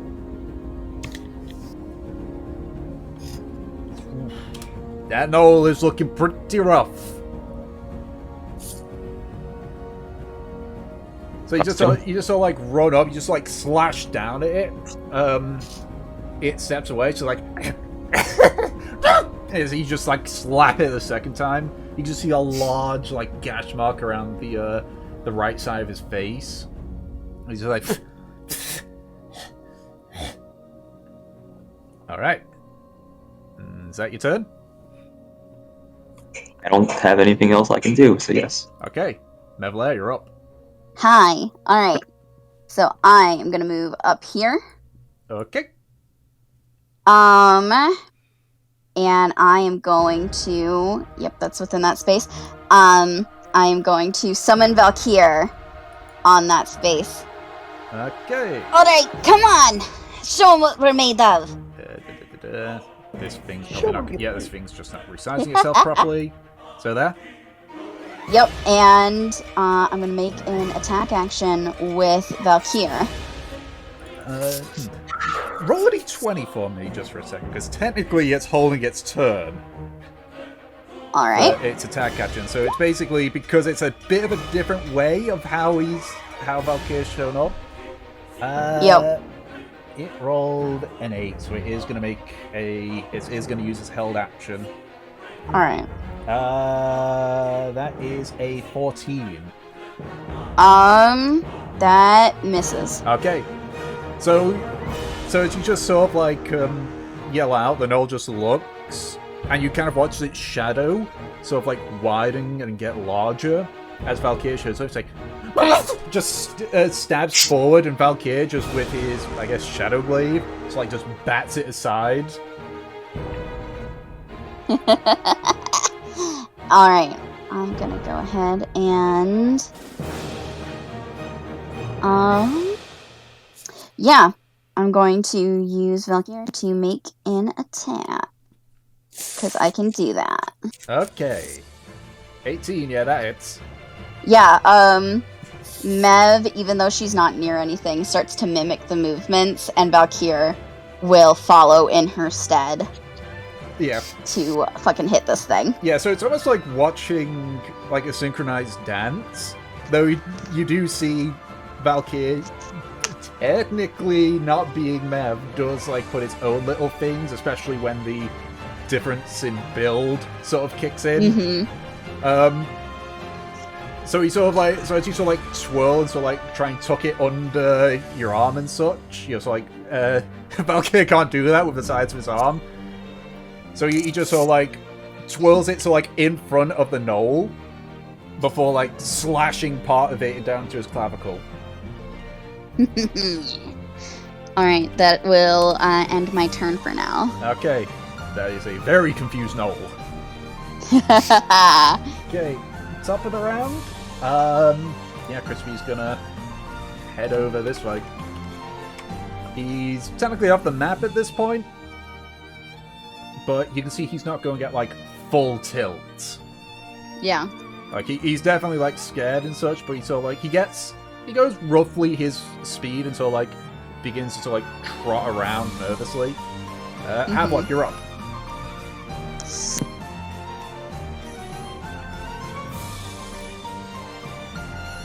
Sorry, flailing around a little bit.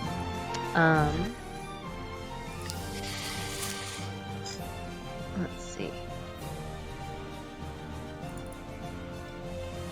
Apologies. Roll20 is slowing for me. It's not a Roll20 session. It's not a Karmora session without technical glitches. Yeah. I'd like to move up to here, All right. and I would like to Eldritch Blast this guy. Okay. Will you load my spells page, please? I mean, it's thinking about it. There we go. 18, yeah, that hits. And I end my turn. Okay. It's now the Knoll's turn. So, there's a lot more targets. Basically everyone but Aki. And Crispy, I guess. So, we'll go with the Ranger ones. I'm gonna roll this. Okay, and then... So... Actually, no, I can roll a d6 for both of them. Okay, so this Knoll here is going to make 2 attacks. One on Nevalair, one on Valkyr. So the one on Nevalair is a 17. There we go. Hits. Hit me with your best shot. You take 6 points of piercing damage and your speed is reduced by 10. That is fine. And the one onto Valkyr, that is a natural 16, so 20 total, so that's going to hit. Yep, that hits. So that would mean, because Valkyr's only got 1 hit point. Yep. Yep, so I'm putting him to the GM layer because I'm pretty sure. He's gonna pop up again. Given how the Echo Knight works. Yep. Keep going, keep going. So the second Knoll is going to make an attack onto Havelock and Kindling. So that is a 15 to hit for you, Havelock. Alright. You take... Just double check on this because that seems a bit... Yep, that's... Yeah, that's right. That's cocked. You take 4 points of piercing damage, and your speed is reduced by 10. And then the one on Kindling, that is a natural 19, so that's definitely going to hit. Yeah, pretty much. Full damage. You take 10 points of piercing damage, reduced down to 5 because you're raging, and your speed is reduced by 10. So you're still at 20. So when your turn ended, you were back to full speed. You're back down to 20 again. Gotcha. And then this final one.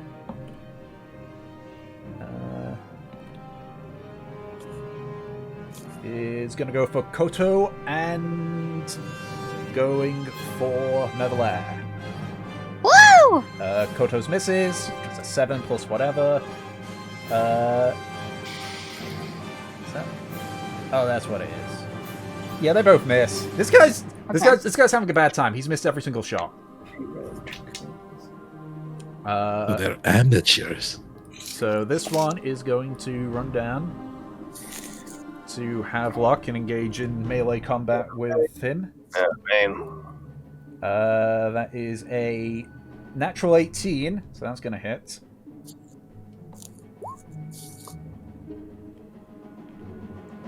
You take 4 points of piercing damage.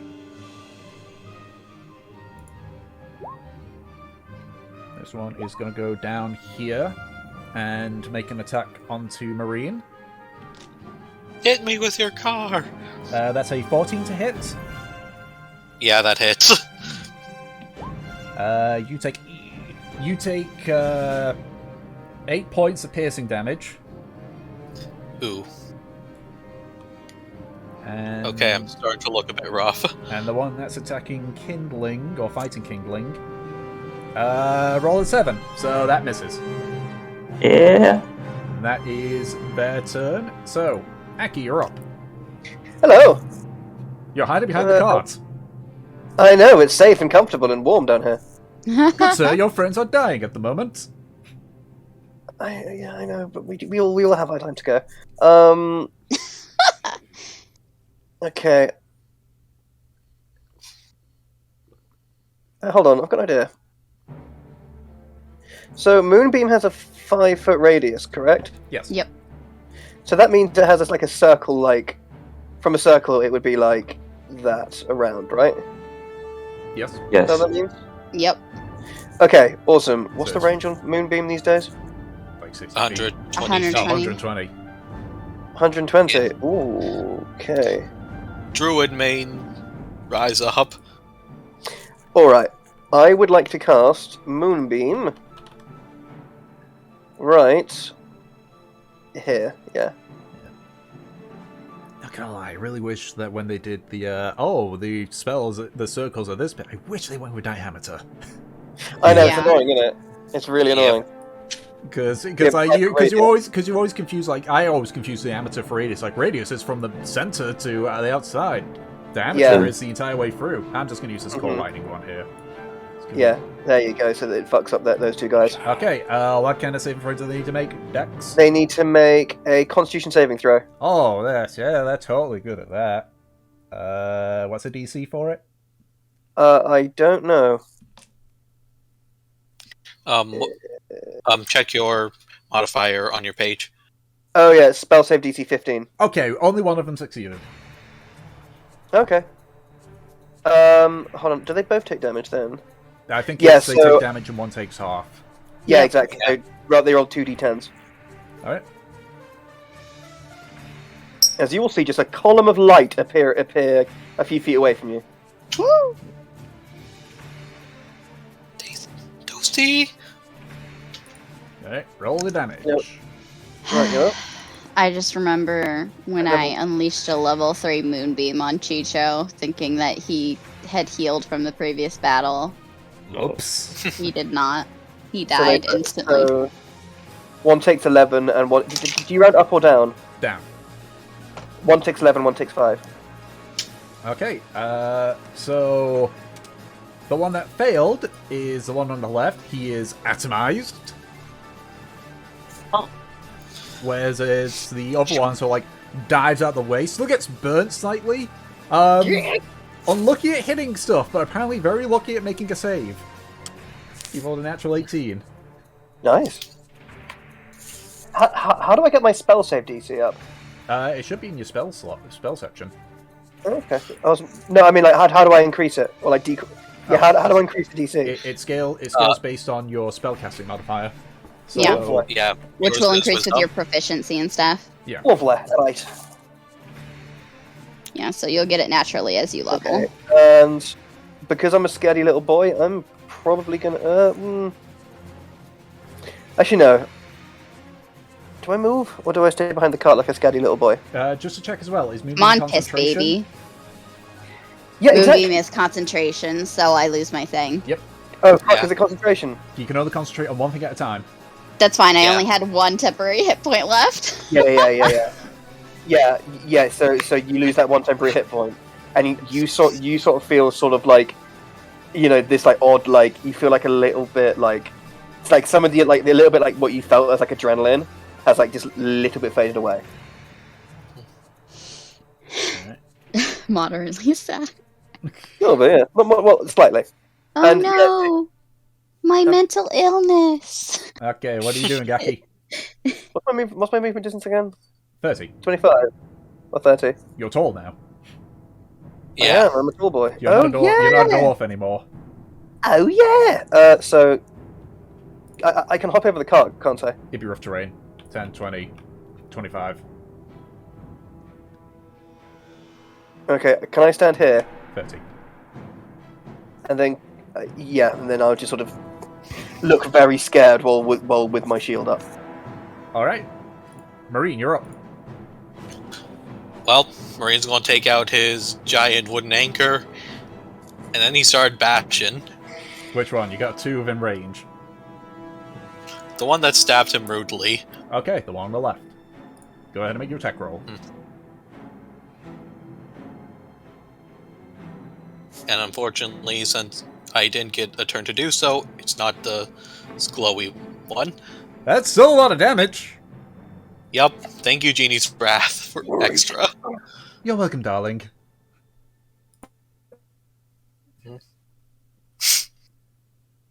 Let me bring that down to that. Okay, that one's looking rough too.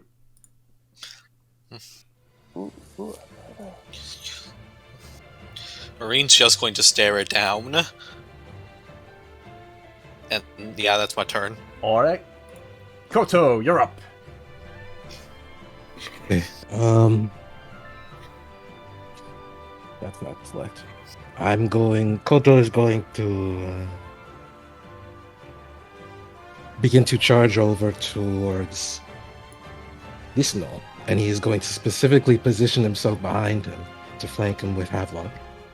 Alright. And I'm going to take a one-handed swing with my warhammer, aiming straight at his chest. Alright, make an attack with advantage. Oh yeah.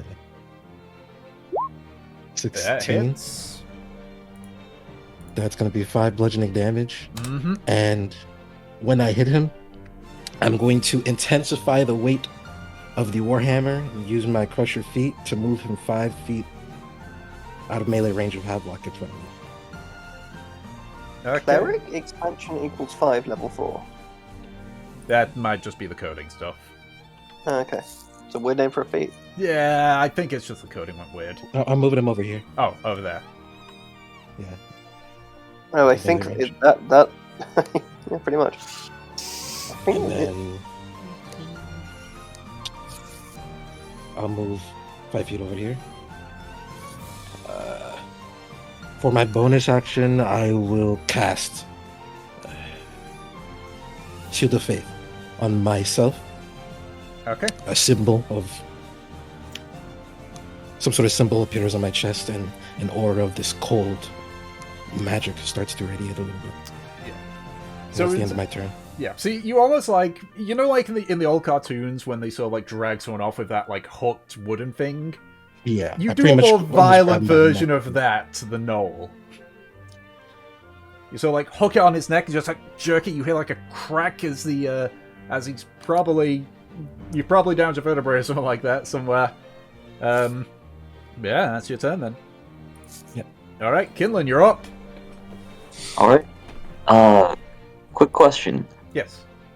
If I do like the melee main hand and offhand, can I do them to different enemies? Yes. Alright. In that case, let's see here. Oh, actually, one thing I need to actually do as well. Marine, can you just roll another d20 for another attack roll for me? Okay. Kinlan, you forgot what your totem does. Oh, I haven't actually made my totem yet. Oh, you haven't? I thought you made it already. I'm still working on it. Okay, if you say so, never mind. Ignore me with the whole roll another attack roll then. Okay. Yeah, sorry. First I'm gonna slash at this boy right here. Okay, And I'm gonna do that recklessly. alright. Reckless. Woo! Great weapon master. Fucking go. Yeah, that hits. So it was that one. Yeah, he's gone. I'm gonna move over yonder. You just sort of head forward. The Knoll like prepares himself. You just like without looking like slash into him. Like he tries to jerk back, but your claws hook onto his throat, and he inadvertently like causes you to rip his own throat out. Oh! Dear Lord. And with my free hand, with my main hand still in the throat, Mhm. I'm gonna use my other hand and smack this one. Okay, with advantage because now he's flanked by Koto. Oh, great! Oh my god. Roll again because you got Oh, right. advantage. Yeah, Oh, both miss okay. anyway. Yeah. Alright. And that I guess that's turn. Yeah, so this Knoll now is just sort of like getting hemmed in. He's like back to like bumps into goes, so like dodges out of the way of you. All right, Mevlay, you're up. Hi there. I'm gonna move over here. Yep. And then I'm gonna make an attack with my glaive on this guy. All right, go ahead and make your attack. Misses. Miss. Alright. If that is the case, I am going to use Commander's Strike, and I'm gonna look to Kindling. Come on! You can do better than that! Show him what you showed Koto! And you can now make one attack. Oh, you can attack twice already, can't you? Can't you? That's really good. Wait, is Martial Adept basically a mini Battle Master? Yes. Yes. Shit, alright then. So go ahead and do that. I'm right. You And- attack twice already, don't you? Yeah. No, but I can use Action Surge. Oh, Yes, you that's- action surge and then Commander's Strike. Got it. Well, yep. Because one of your attacks, so if you only got one attack and you just did it there, and it's like you couldn't, but if you had. So. Yep, that is my action surge bit. I can't speak. Gotcha. Go ahead, do it. Do it. Alright. Him. Fucking do it. 16 hits. Woo! And you get to roll the superiority die to increase the damage. Yep, so roll a d6, I believe. 6. Gotcha. Oh yeah, he is just... So, like, he stab forward, he, like, so, like, it, like, sucks in his stomach, like... And then just... I don't know how many people have played Yakuza 0, but you know that heat action where Kiryu, like, just, without looking, slams him into the wall? Mm-hmm. He does that, but without the wall. Yes. I love that. Tasty. Just like... Tasty. You know, just a Knoll, just... That is a dead Knoll. That's right, you can do better. Alright, that'll end my turn. Alright. Can I just say, I love the difference between, like, Aki's inspiration when he's giving Mev temporary hit points, and then you, for this attack, I was like, you know, like, go get him, kid. Where you were like, what the fuck was that? Yeah. What the fuck? So great. Mev turning into a bit of a blood knight in battle. Alright, Hadlock, you're up.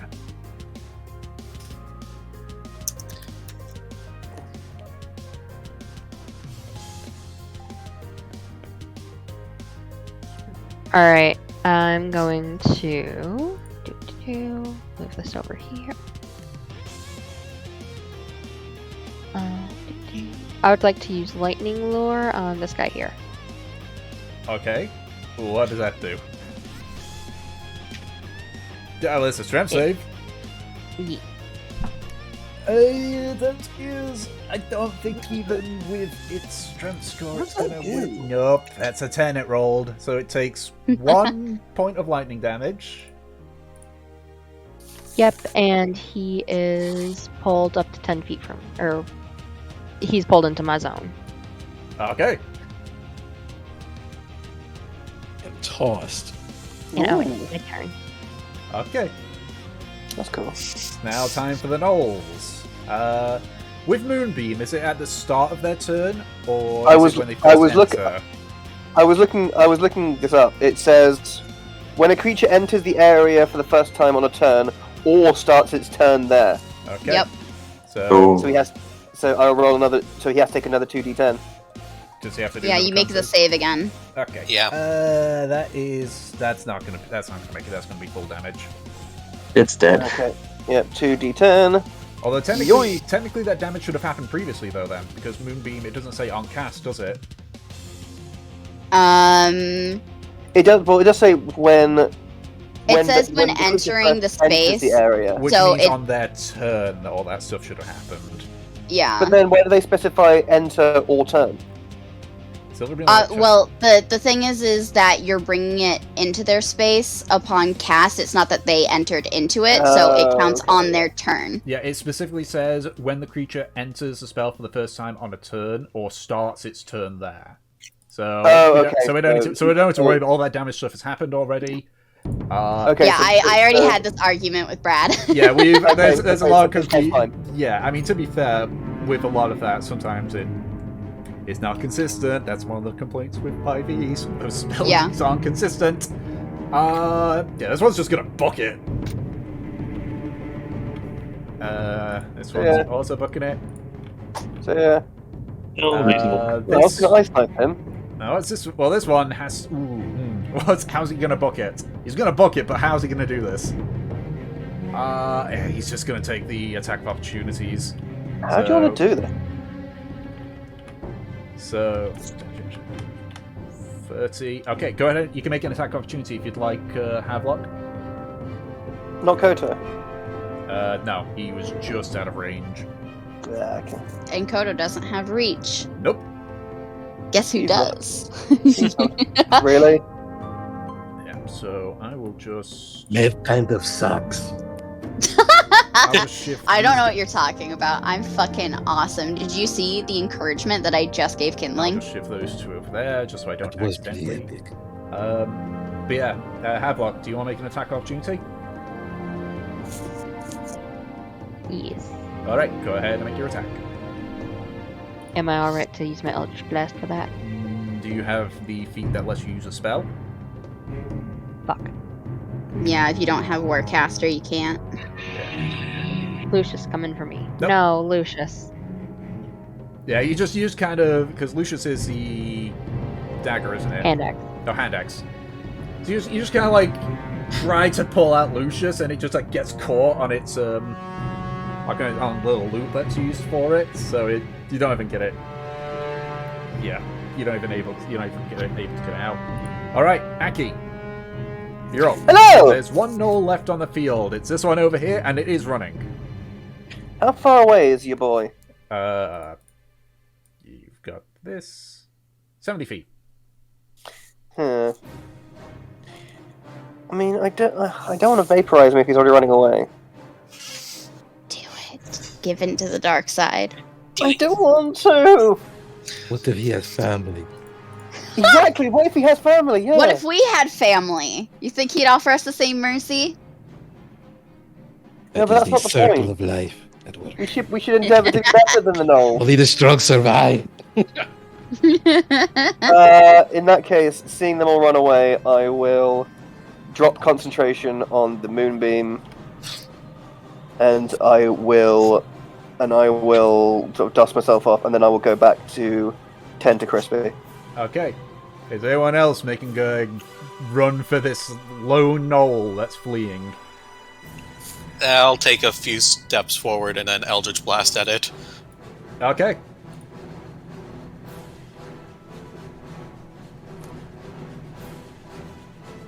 Go ahead and make your attack roll. Misses. As I say, this Knoll hasn't landed a single hit, but by God is he lucky. Indeed. Okay, what about you, Koto? You doing anything to this this running Knoll? No, he's already weak enough to run. Okay. Kindling? Kindling's gonna grab one of these Knoll corpses and drag it over to Havelock. Throw that. Okay. Mev?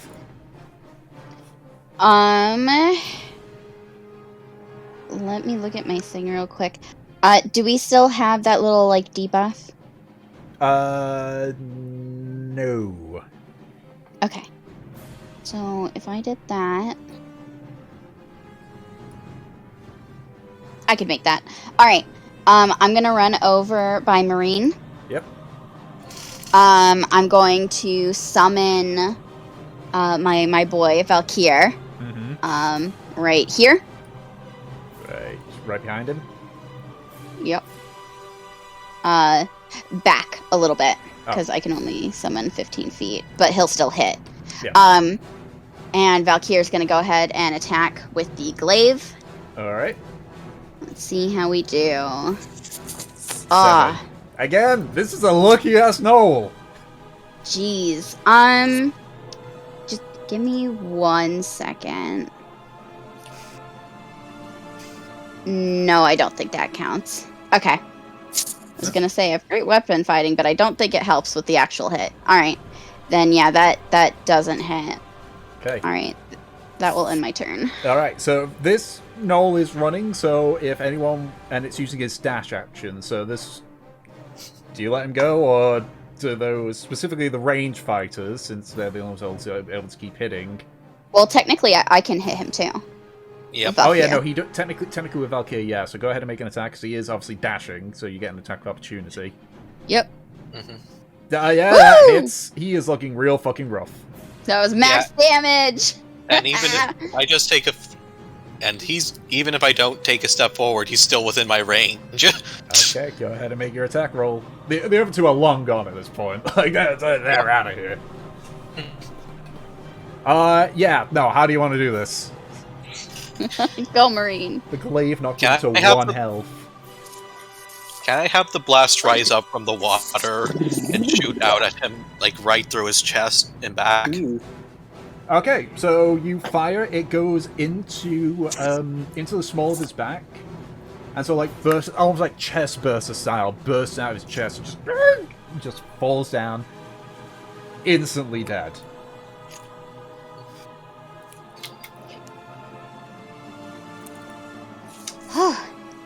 Nice job.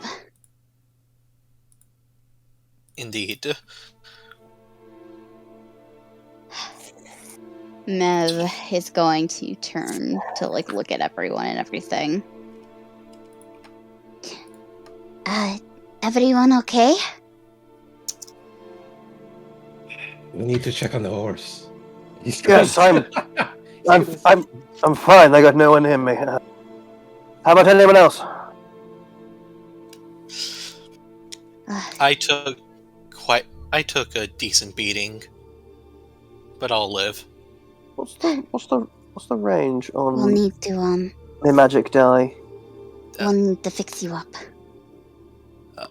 All right then. Alright. That's bottom of the summer court. Any creature you can see within 120 feet. Yeah. Dom, Yeah. give yourself 1 temporary hit point and 1 hit point. Wow. Nice. Thanks. Yep. Okay. Might have been one that's just gone past its expiration date. Possibly, yeah. The fucking the summer you court just watch dungeon it takes. You just watch a tiny pebble rise up and stick itself to Marine. Pretty much.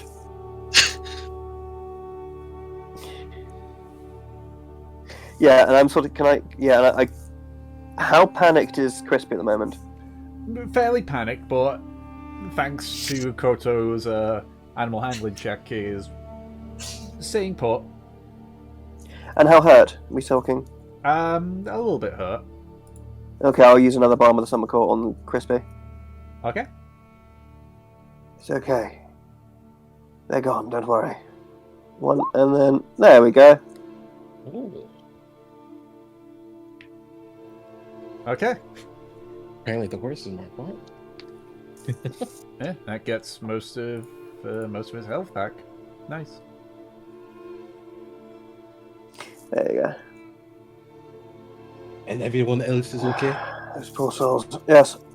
No serious injuries.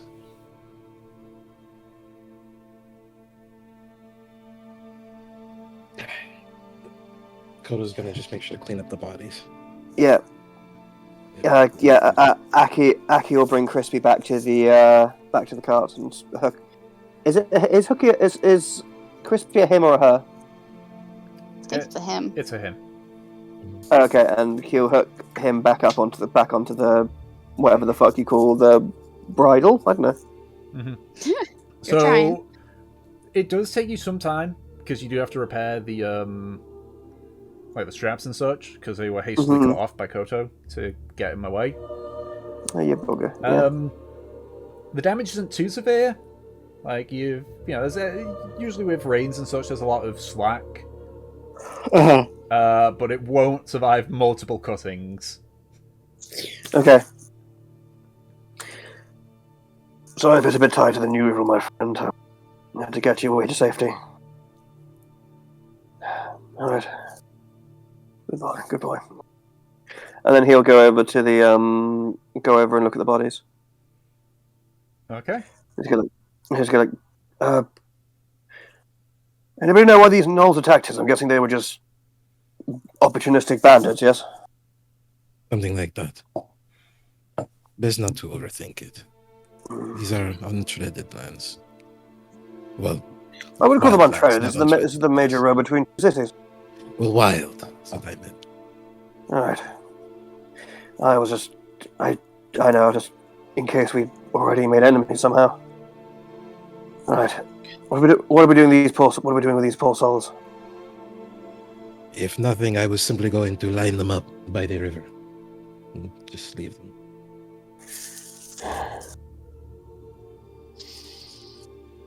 Alright. Do they have anything useful on them? You can check. I have not checked yet. Okay. I'll go over to this one and have a little rifle. Mev instantly looks to Havelock with suspicion. Please tell me you aren't going to eat them. Alright. So, go ahead and make an investigation check for me, Aki. I'd love to.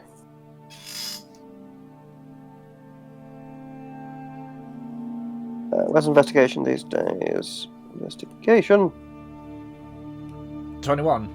From what you can gather, like searching through at least his particular body, is that they appear to be hunters. You can sort of see now, sort of like around their belts is a few dead rabbits, a few sort of like you can see in one of the bags. There's like several berries and such. It appears that these were people that were hunting for something, and they felt that they could maybe get a horse out of their hunt. Let's go. Okay, let's go. But apart from the berries and the rabbits, nothing else. Yeah. They seem to be purely like they don't. As Koto said, they appear to be more wild. They're not from any of the cities. Okay, so I'll go. And I'll take the bag of berries and the rabbits and go. Well, they may not have any much worldly possessions, but at least we have dinner now. And he'll hold up the berries and the rabbits. Yeah, so going through like all three of them and just like taking whatever supplies and such that they have, you have basically enough to give everyone 3 rations each. Cool. Holy Cool. smokes! That's a lot of rations. It looks like they were sort of, if you could hazard a guess, Koto and Kinling, you'd be more familiar with this given, living in tribes and such. This looks like they were probably on their way back and just decided, one last thing kind of deal. How'd that work out? Yeah. How'd that work out? Whoops. These folk were simple hunters. By the look of it, and especially by targeting poor Crispy first, they perhaps spent the day hunting and then spotted our fine equine beast here and thought it would be a one last kill. For the record, you don't get anything from this one. This was atomized by the moonbeam. Yeah. Including whatever he had on him. He's dust. Right. Yeah. Also, I would probably not camp right here. We need to probably get a bit of distance from this site, just in case the stragglers bring back stronger numbers for revenge, All right. Well, then, let's get prepared. Havelock, if you're going to collect the bodies, go ahead. Yes, part of the bodies, leave them by the river. They probably want to bury their dead. I'm simply just going to say a little prayer at the river, then we can get on our way. All right. And he'll I'm just going to say prayer to his god. Yeah, he'll collect up all the he'll collect up the food and then head back to the cart. Back in the driver's. Eeny, meeny, miny, mo, catch, take over next time. If it goes like that. So. Let's try get the one on the other side of the river. Is anything to collect off here? As mentioned, there's only like the bow, a few arrows, and there were food, but okay. So are you referring to the bunnies that they had? In which case, Aki's already got them. Oh. Oh no. No. Don't eat dog man, please. Oh man. Fantastic humanoids and how to eat them. Is this like one of like Havelock's bombs, which is like I want to try every kind of meat in the world?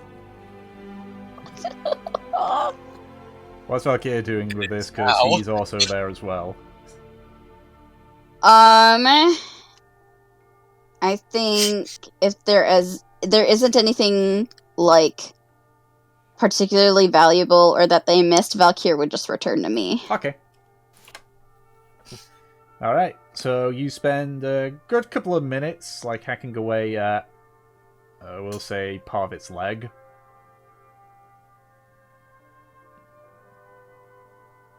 Oh.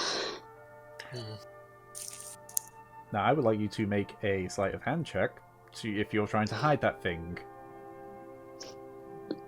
Block. My god. You're hiding a Knoll leg. The problem there is that Aki technically gives everything a DC of 22.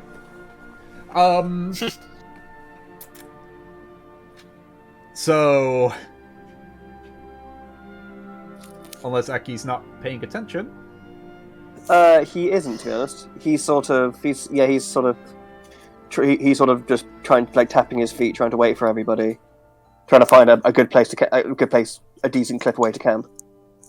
And he's also focusing, like, listening out if he can hear any more of them coming. Okay, alright, so because of that then... He wouldn't be noticing Havelock amateur butchery skills. So does anyone who is paying attention to Havelock have a passive perception above 11? I think that should be the general, unless your fucking wisdom is in the negative. Will be the first time. Mine's only 10. Well, Mine's 12, but I'm too far away. Hi, Kindling. but Kinlan's in a compass. Kodo, do you care? Um, Pretty sure you've got a passive perception of like 14 or something like that. Yeah. I'm just busy right now. Okay, alright. I notice I'm not gonna do anything about it. Encouraging Havelock and his weird thing. I'm pretty sure I can't discourage, so I can't really win. Yeah, we can't discourage. Alright. So, if that's the case, you spend the remainder of the day continuing on with your travel before you eventually make camp what you believe is a comfortable distance away. Havelock, are you cooking the crispy now or saving it? Okay, alright then. If that's the case, then you all finish the day. So for the next leg of your journey, I want someone to roll another d6. During this time with Marine, I'd like to do my thing. Okay, well you don't need to do the roll after that. You just need to say, like, we're doing this. Yeah, so how many days have passed? So if it was during the first leg of the journey, that's been 3 days. 3 days? Alright. Yeah, so let me just see. Where did I write this? I need to see where I've written it down. I know what the number is. I just need to update it. I can do that in the interim. While you're doing this, so yeah. So the next leg of your journey, so the next 3 days. Someone roll another d6. Who wants to do it? I would like to. Okay, go ahead, Kindling. Oh, 1. Okay. This next period of 3 days is uneventful. There's a bit of rain here and there. There's a few individuals that come by, but nothing of major importance happens. Why don't I believe you? Then I'm going to once again work on Tinker's Tool, which makes that 7 whole sessions. Yeah, so that's 7 days worth. That's at a 99% certain that because of the charisma and intelligence stuff, you had gotten the number of days down to 50. I'm just double checking because I placed it in the wrong place. There was something that I would like to do one of the nights. Sure. Probably the night before we take off. Okay. What is it you wish to do, Koto? I guess whenever we end up doing shifts, and it comes to my shift, for the night before we take off, I am going to take out one of the salted meats that I have out of my pack, and I'm going to pull out a scroll I was looking at before I was leaving, as well as some notes, and I'm going to cast Call Rog and Wolf. Okay. See if there's a possible wolf within range. All right. So, it takes a few hours, but Well, I say take a few hours. It takes a few minutes, I should say. Correction. Because it's a duration of 1 hour and it's only a range of 5 miles. For some reason, I was thinking of something different. About 30 minutes in, are you taking the shift by yourself, just to check? Doesn't matter. I mean, Marine's always just around, but Marine doesn't really matter. Okay. So you just sort of, out of your peripheral vision, you can just see, like, a pair of yellow wolfish eyes Oh no. sort of staring at you as it slowly, as the Rogan wolf slowly walks in. It's... Oh, when I say walk, I mean, like... Actually, no, wait, no, that's just because it looks like a fucking gremlin on the actual art. Skulks. Yeah, skulks in. It's much broader than a regular wolf and has a pure white mane. As it just walks up to you and just sits and stares. Odo's gonna get up and he's gonna look towards Marine. He's just gonna give him a reassuring nod as he begins to walk up towards the wolf slowly with the piece of meat. And he's Marine will just keep an eye on him. He's gonna begin speaking to this wolf.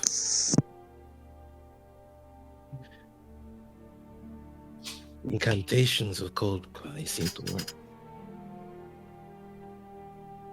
It in his hand. This is for you. I would like to know. What do you know of the pathways ahead of us? Alright. I just need to check. Is it the Rogan Wolf or yourself that needs to make the charisma check? Me. Okay, I'll go ahead and make that charisma check then.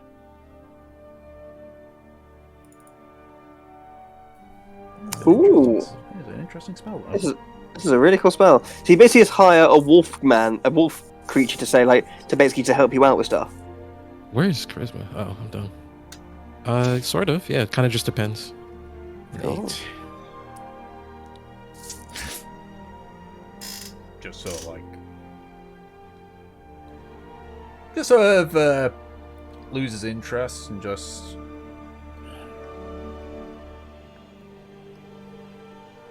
Just sort of sits down near the fire and just watches.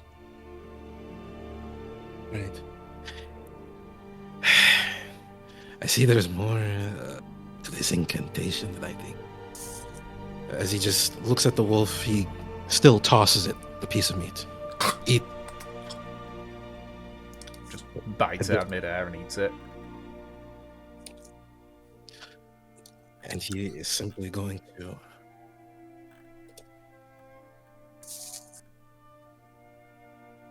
I guess over the span of that hour, just attempt to get familiar with this type of wolf.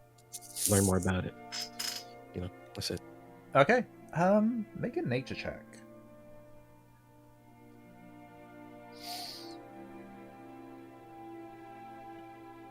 Oh.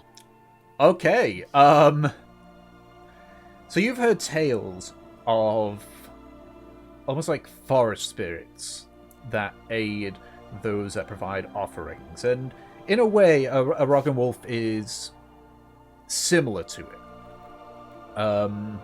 It is technically part wolf and sort of part like spiritual creature. It is significantly smarter than a normal wolf is. Oh, really? Okay. Smart wolf. Yeah. Because I'm pretty sure as well, like, even if it's not like actually thematically given, you know, you can use a spell. Oh no, it is significantly smarter than a regular wolf. You know, you also know as well that it's not an inherently violent creature, in the sense of if you offer it something, it will not be if you offer it something, it will not then decide, actually I want more, I'm gonna go for these. It very much believes in a lot of give and take, Basically, it believes in exchange that works for it. But beyond that, they're around quite a bit, but they often don't get involved in civilization unless they need to feed, or if someone wishes to make use of their services and are able to convince it. An interesting creature. I've never had the chance to see one of you in person. And before he leaves, during this time, he's like, also just while learning more about him, also like asking questions. All right. But whatever he tells me, he learns that, and he's just going to, before he leaves, say a prayer in the name of Coldclaw. He blesses this wolf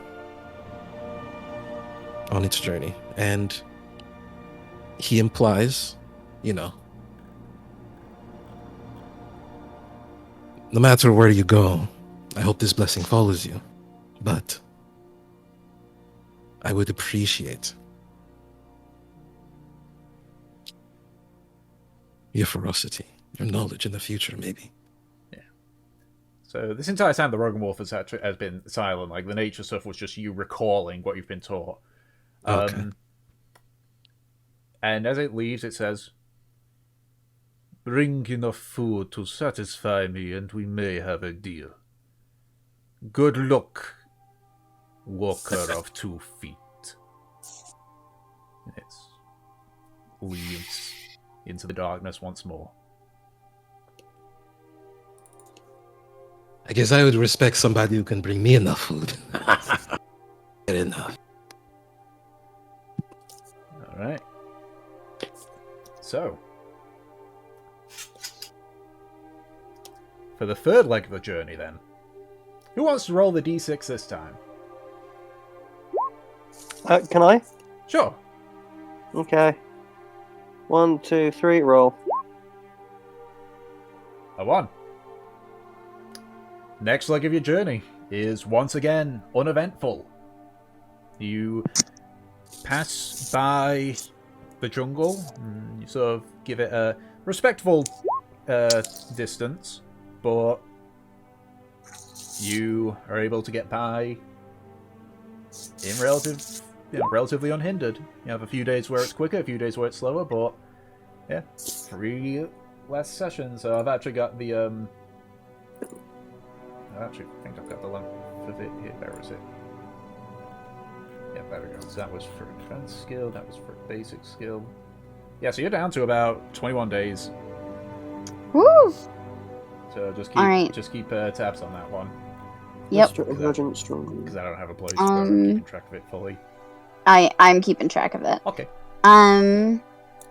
If that's the case, I can roll this time. Alright, so the final leg. D6. 2. Okay. As you make your way through on the final leg of the journey, the second day in, you can see that there's a cart that appears to be sort of like, almost like it's got a broken wheel. Mm-hmm. And you can see that there's an individual there that's sort of like just observing it. You can see there's a spare wheel that's sort of like perched up against it. And as you go back, it says, "Hey, excuse me. Mm-hmm. Look, it's quite a bit of ask here, but look, I lost my wheel, and I sort of need help getting it set back up." You can see the individual in question. They're a halfling, male halfling, looks to be roughly in their 40, wearing some relatively fancy fancy tunic. Very much still for travel, but these are clearly like a bit more higher end. You can see from where you're sitting in the cart, there's a few what looks to be like several lock boxes, are sort of like chained together and chained to the cart itself. And he has 2 horses that are sort of just grazing at the moment, with what you can see is 3 other individuals sort of watching over them. I'd certainly be willing to help if we have time. Do you have the tools to put it on? Oh yeah, If you I got the tools. Yeah. repairs. I could probably make the repairs very quickly then. Great. Yeah, that's great. I just need someone to help, like, keep the cart held up, and then, like, then I just gotta get the wheel replaced, and then I'll be on my way. Mev looks at Koto. Yeah, We Marine. can definitely do that. What? Hold on. Well, to be honest, I may need your help. Here, Marine, how about you, the fixing on the wheel? Me and Mev will hold up the cart. How about that? That sounds agreeable. If you need an extra pair of hands, I could turn into a beast of burden or something to help hold it up. If anything, you can help Marine with the wheel. I'm not amazing at carpentry, but I'll try, and I'll hop off and have a look. Go to the broken axle. All right. So it's the wheel itself that's broken, and The wheel. the wheel itself is fucked. Like, part of it's just completely off. You can see, like, what remains of it near, like, what appears to be like a rock outcropping. But yeah, like, so Marine and Koto, I mean, Koto being a Minotaur and having that whole classified as one size bigger, and Mevelair being Mev. Mevelair, Buff. it's relatively simple for you guys to sort of, like, prop up the carts, giving Marine access to basically to the wheel to repair it. Whilst it's going on, the 3 individuals and the horse are, like, brought back. You see these individuals are, like, they're armored. They're clearly they appear to be guards of sorts. They're not Zamahanian. They appear to be mercenaries. But you can just see they're sort of, like, just watching as the halflings just there's like it's really embarrassing, just left Lonarch and already messed up a wheel. Oh, really? We were just about to go to Lonarch. Mev's just, like, holding it up with her hands, just gritting her teeth as she smiles.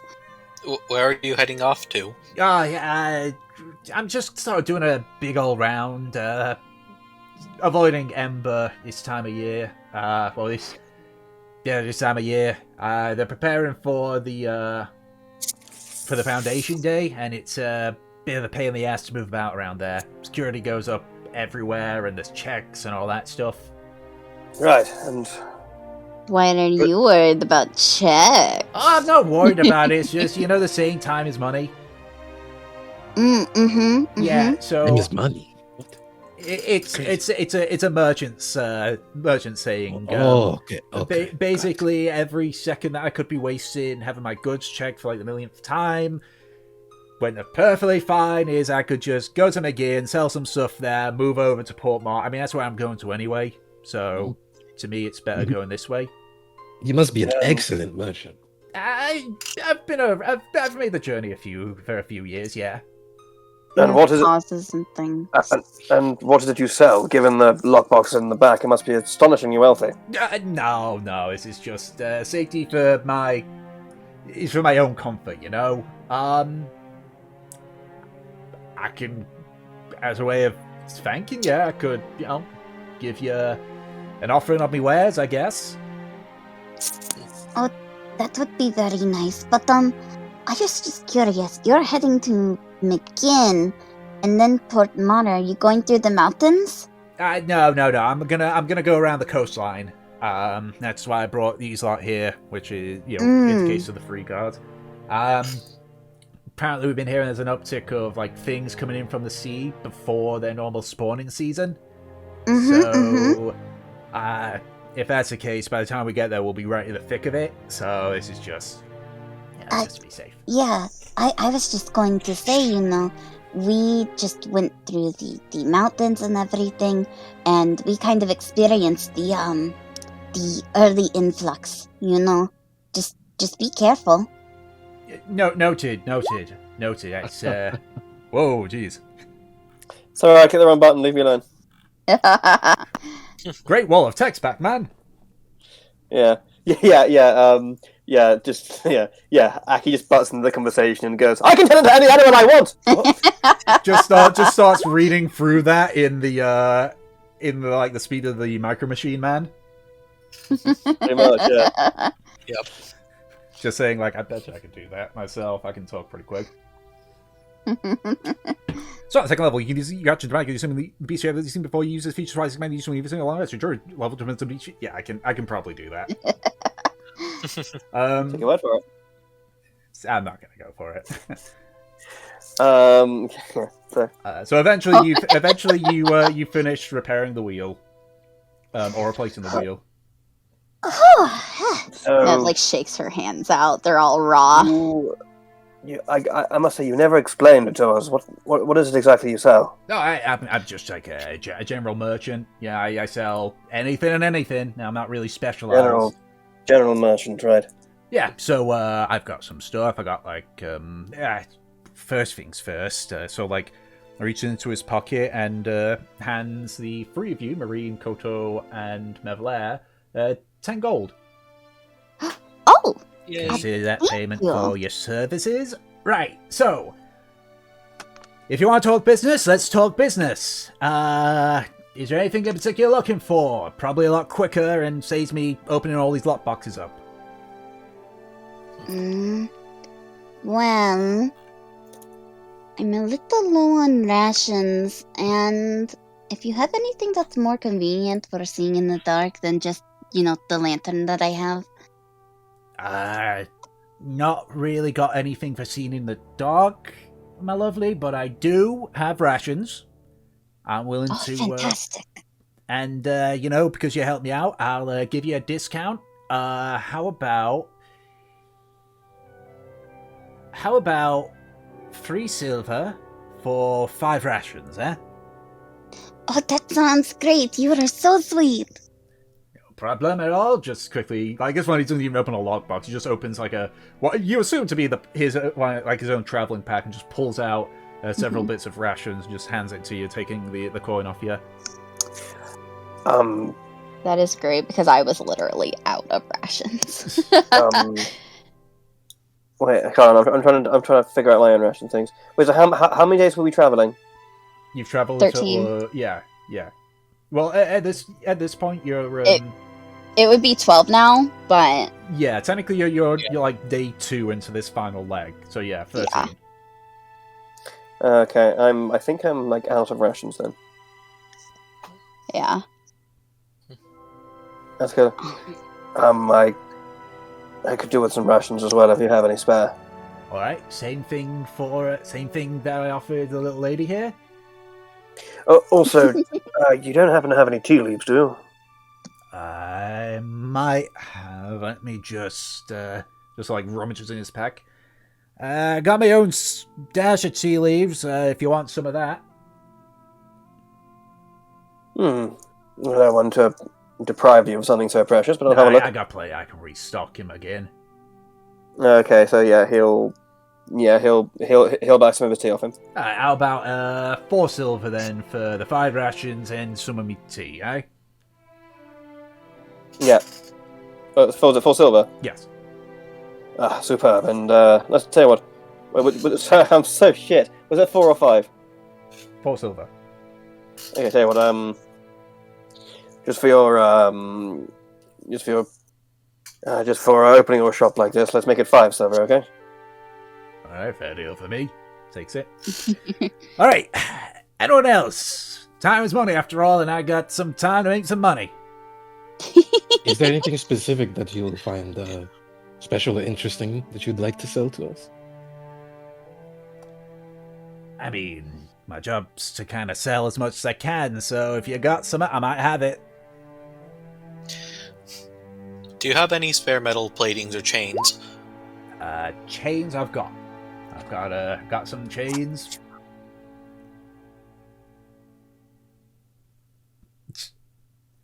Dumb. I would like I would appreciate if I could have some chains, to be honest. I've got They are very useful in repair. I've got one like long single piece of chain that's about 60 feet. Meant to be used for like shipwrights and stuff. Was gonna sell it at Port Mar, but yeah. Ooh. Shipwrights. I will take it. All right, let's make that 2 silver.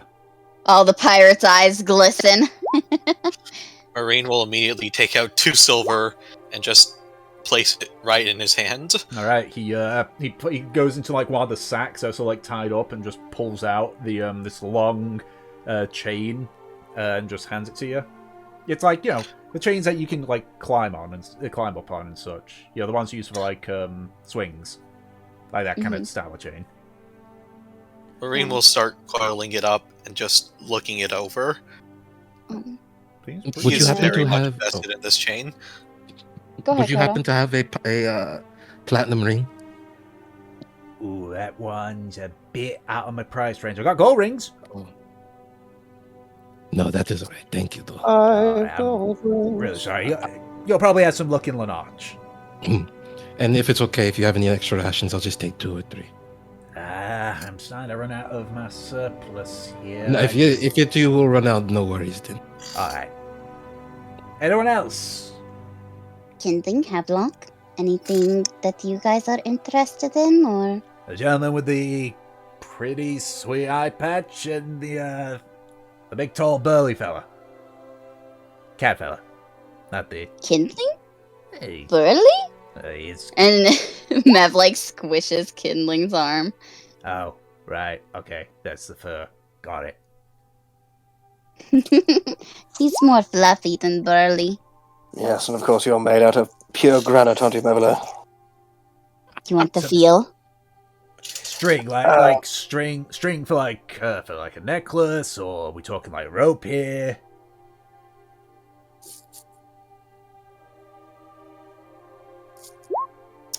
Necklace, okay, necklace string, got that. Single copper for you, my friend.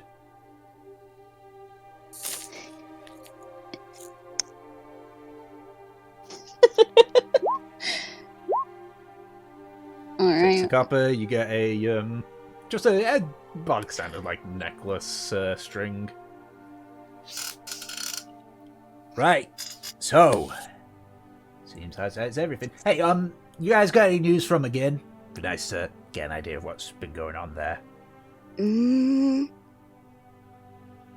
Well, there was... No, go on, Mevela.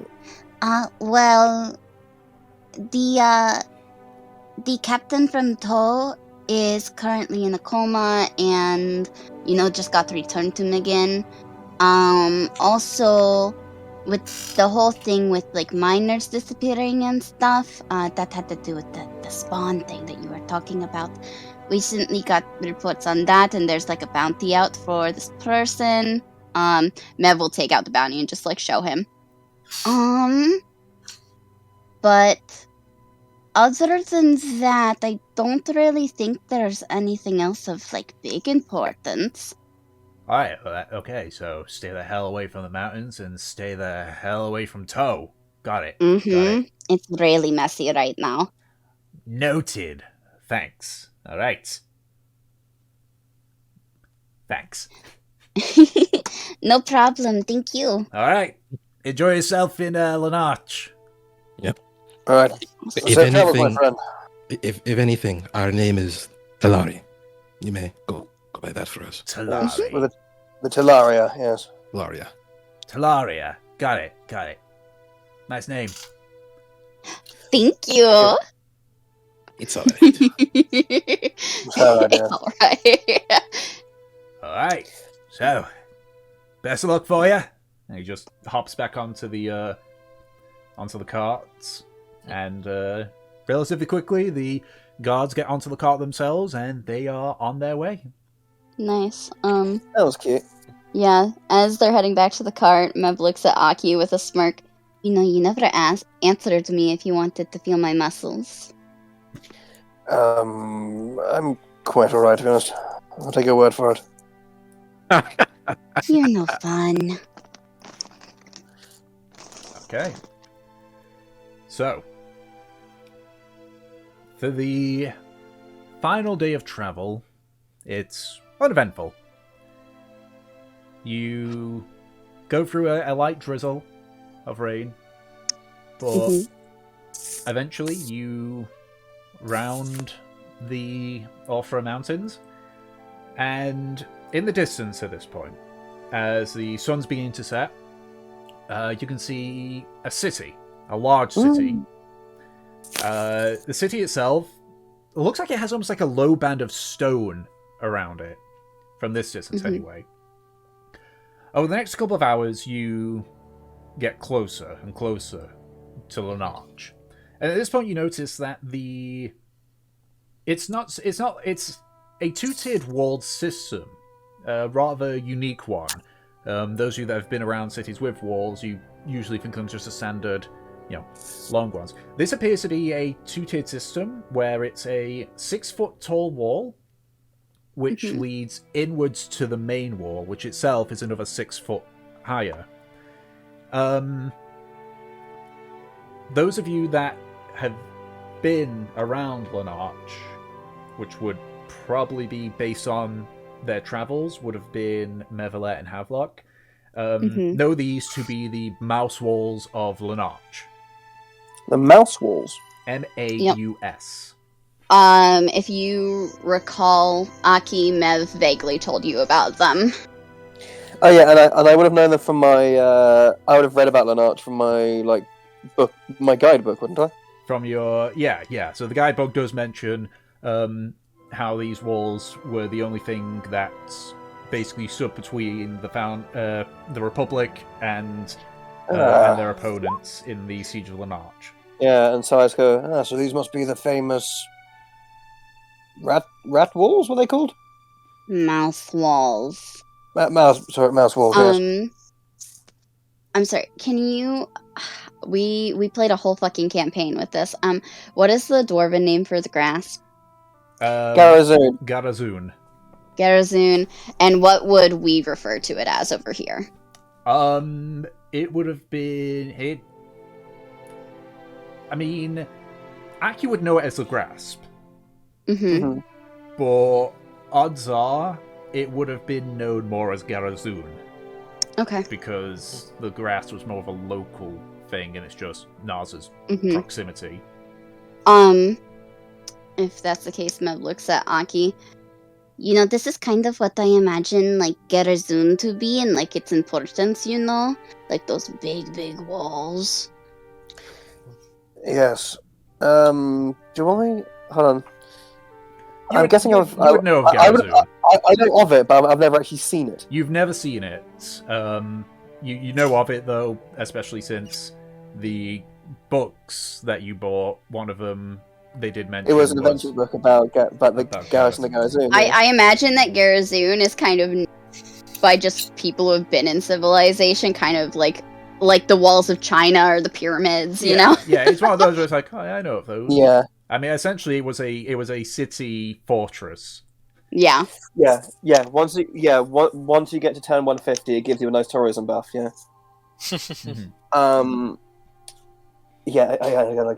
Yes, but I suppose that would be the closest equivalent. You're right. Although from hearing Garazun, it almost seems like it's the wonder of the world. But yes, I suppose this would be the Karmora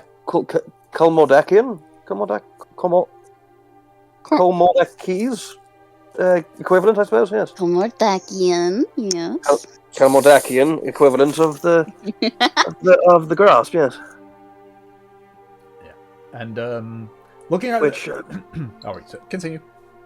No. I was gonna say, has the grasp been rebuilt yet? No.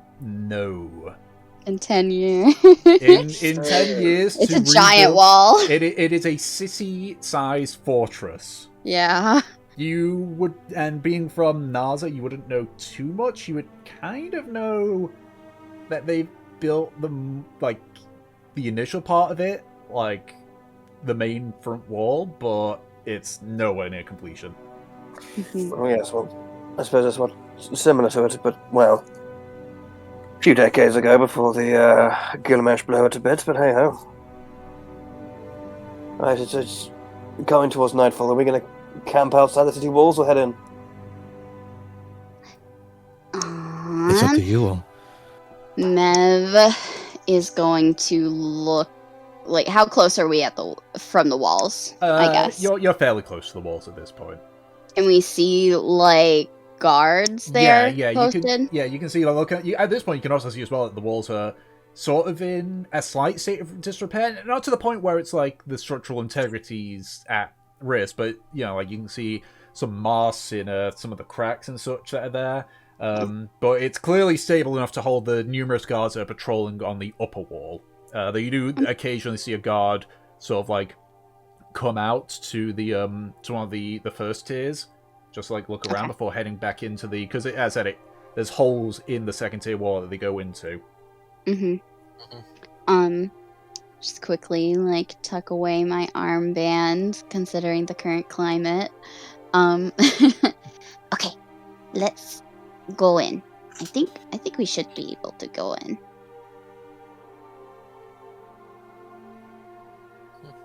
Alright, and then I was go like, should be interesting. I've never been here. And then he will sort of tug on the reins of poor old Crispy and head in towards Lonarch.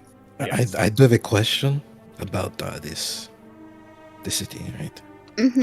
How big is it compared to Magin? Sky God, please. Yeah, what does my book say about it? Frankly, I've got all this stuff here. I was thinking since I've like actually experienced this place. Lonarch is about twice the size of Magin. Okay. It's kind of like, Magin isn't very big. It's okay. It's not? Well, you haven't seen the port yet. But I'd say maybe twice the size? Otter just lets out a sigh. How can you all live with so many people in one place? Oh, I don't. We just visit places like this. And I suppose with me and my family, they're sort of living in a large city like this, it's normal, to be honest. We have our own house. There's grounds to explore. We're not stacked one on top of each other in a great conflagration of people, but I can see how it's an frankly incredibly alien prospect to you, Kota, but I'm sure you'll make the adjustment.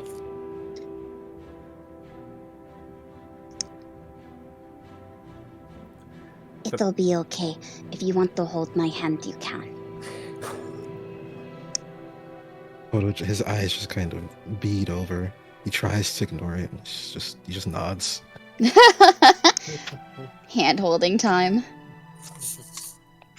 For the record, Mevlair and Havlock, you would know roughly how much more bigger Embar is compared to Lonarch. Yeah, and how big is that? Yeah, about 17 times bigger than Lonarch. Whew! Yeah, you haven't seen a port yet. You haven't seen the capsule port yet. Yeah. Odo he hasn't heard any of this.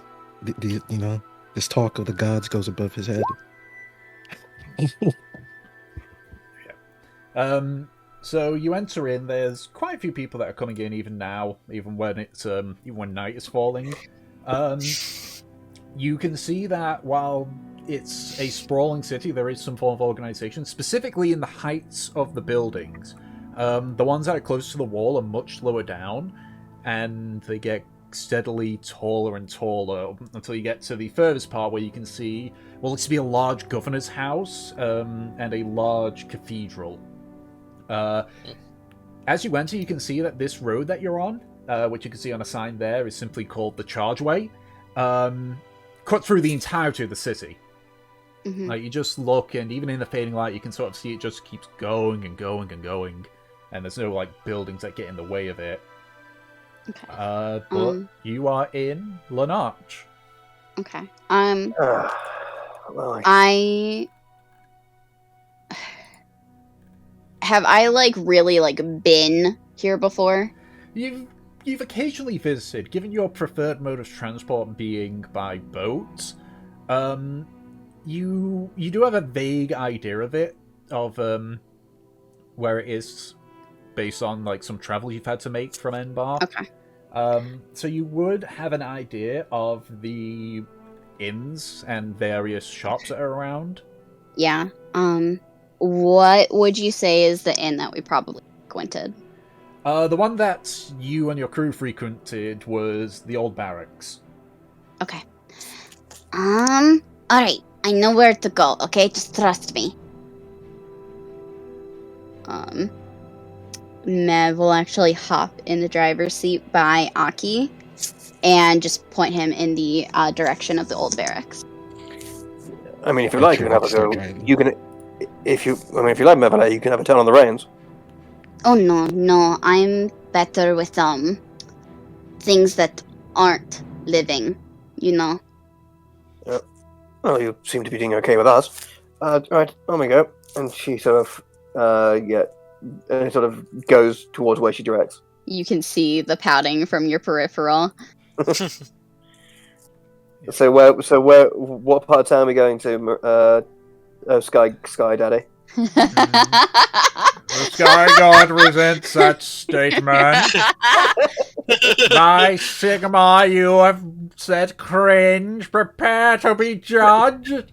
The old barracks. Mevela, you would know that. Yeah, Mevela and to a lesser extent, Havelock. You would know this is actually sort of set within the mouse walls themselves.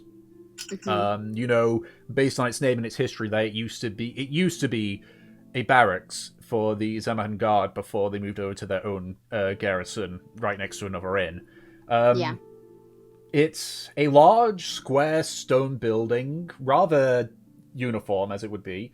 Shows a similar sign of weathering as the mouse walls, but again, it's very much stable. It is visually unremarkable outside of the sign, which is sort of showing a rough and carved-in drawing of the mouse walls with the old barracks there. There is a stabling post, not an actual stable, so you can put the horse up somewhere. But what about the cart? There's a little area we can put the cart in. Yeah. Alright. Well. How much does that cost? It costs 3 silver. 3 silver, I'll pay. To stable the horse and the cart. Mm-hmm. I'll throw in a coin too. We're just on the ground, or? I wish you wouldn't, because that makes my silver uneven, but okay. Okay, I'll take my coin back. Good. I'm not sure why Mev does not want me to pay. I'll pay, but I will take it back.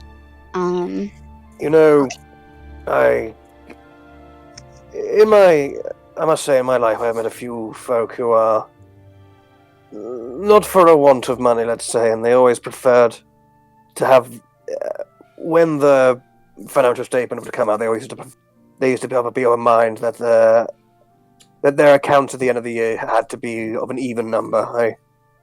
I suspect Mev and I might be similar. As you're talking, Mev pops in. An odd number is bad luck. See? And she will go ahead and, with a brush of her hair, skip into the old barracks. Okay. The interior is a bit more homely than the outside would lead you to believe. You can see that there's been a fireplace that's been sort of installed in there. It's mostly stone floors, but you can see there's a few strips of wood just to try and again make it seem homely. Mm-hmm. Very little in terms of wall furnishings. There's no real photos or anything. It's rather barren. You would remember the innkeeper. For Yeah. this, a gentleman called Zamran. How do you spell that? Zamran. Zamran. Yes. Zamran. And you can also see as well, like at the far side, like where it actually connects into the mouse walls, there's clearly indications that there was a door there once, but it is now just completely sealed with stone. Would I have, like, been there previous to that change? No, this was years ago when the Alright. the old barracks was turned into an inn. Okay. So, I assume you search for Samran? Yes. Alright, he's pretty easy to spot. He's a male human, looks to be in his late 40s at this point. Very rotund, wearing a white tunic it's got a few, like, stains from ales and foods and such that he's been cooking. His brown hair is sort of tied into a ponytail, kind of similar to yours, but nowhere near as poofy. Yeah. And has, like, a light tan complexion to him. Mev will go ahead and just, like, sit, nearby and just wave, Zam! So, like, walks over. So, like, looks you up and down. Have we met before, little lady?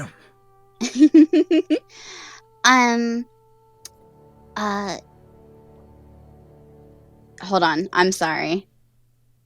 I'm just looking up in my notes stuff. Me, Camilla's daughter? Camilla. Her name rings a bell. Gatlin. Now No. I get you. Now I got you. So, like, looks you up and down. Memory is not as good as it used to be, but, getting some vibe of familiarity from you. Well, I used to be, and she puts her hand, like, lower to the ground, this tall, and, my hair wasn't as, neat. I'm very different now. I can see that. How's Camilla doing anyway? Well, truthfully, I haven't seen Mother in a while. I was actually going to ask you about that, if you've seen any of the Nito recently. Not really, no. No one's, showed up in a while. Think last time you guys showed up, that's when they were around. Alright, good. If that is the case, I would like... Let's see, 1, 2, 3. I would like 6 big meals, please, and, 4 things of milk and 2 ales. Big order. You got, your own crew or something? Well, I don't know if it's my crew, but it's a new crew. Thrown the nest, have you? You could say that. Well, where are these folks, then? They're going to come in a minute. They were setting up our horse in the stables. Right, gotcha. I suppose you got the coin for them? Yes. How much? It's 3 silver for it. You said it's a horse and cart, huh? Mm-hmm. 3 silver. Here you go. And then the food? I'll get some work on it. Just, find a table. Yes, thank you. And then we'll go ahead and pick out a table. Alright. So, for food and drinks, it is 2 copper for food and 2 copper for drinks. So, for 6... For 6 people? No, for 1 person. Okay. It's 2 copper each for food and drink, so that means 12. So 1 silver, 2 copper. 1 silver, 2 copper. How about you just take another silver? Okay. I don't need the change. Go ahead and take it. Please just let me have my fucking Ethan. I will gladly take the extra food. Buy a new shirt. Alright. Awesome. So, you get your food, you get your drink, and he himself, like, passes over. Yeah. So, I heard you're, running with this here lass now, huh? It's to the rest of you. Indeed, we Yes, are. yes. She is. Yes, she is. She's been invaluable to us, our Mevela. She's been. Yes, she's something of the linchpin of the whole operation. He's alright. And I give him a little nudge on the shoulder. Don't let a mother hear you say that. Oh, I'll keep that in mind. Last person that tried to do it, there was a bit of discussion that had to be had. Let's just put it that way. Do I remember this incident? Yes, she damn near killed a man. Nice. Oh, Was it here? Yes. Madlass. Would there be like a bloodstain or something on the ground? Not all this time later. Is his No. corpse still there? Mev just points out like the area that it happened. Oh yes, right there in that corner. Ward's Oh. still a bit Interesting. chipped there, so, good memento. And you can see, like, there's a bit of a wall, like, even from here, you can see, like, part of it's, like, almost, like, been hammered out nearly. in between eating the turkey leg, Koto just mumbles to Mev. I'm sure your mother and mine would be great friends.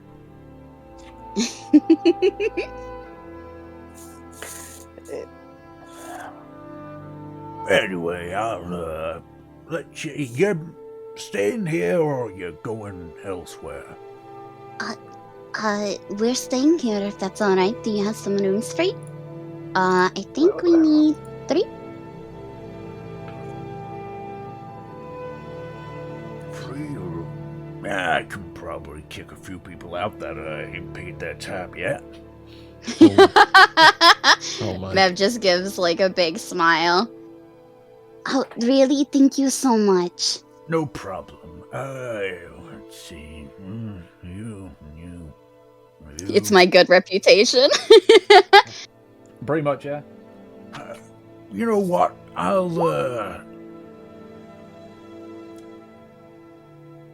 let you have the rooms for 2 silver each, so 6 silver total.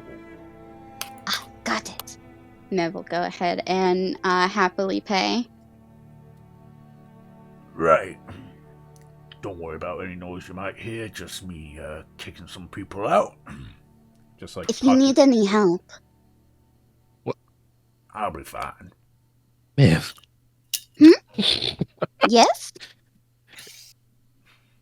And he sort of like walks to the stairs. As he passes by, he see like one of the patrons. He sort of like just pats him on the shoulder.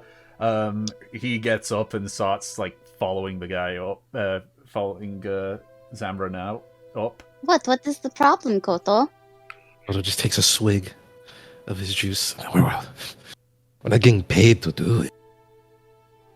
So?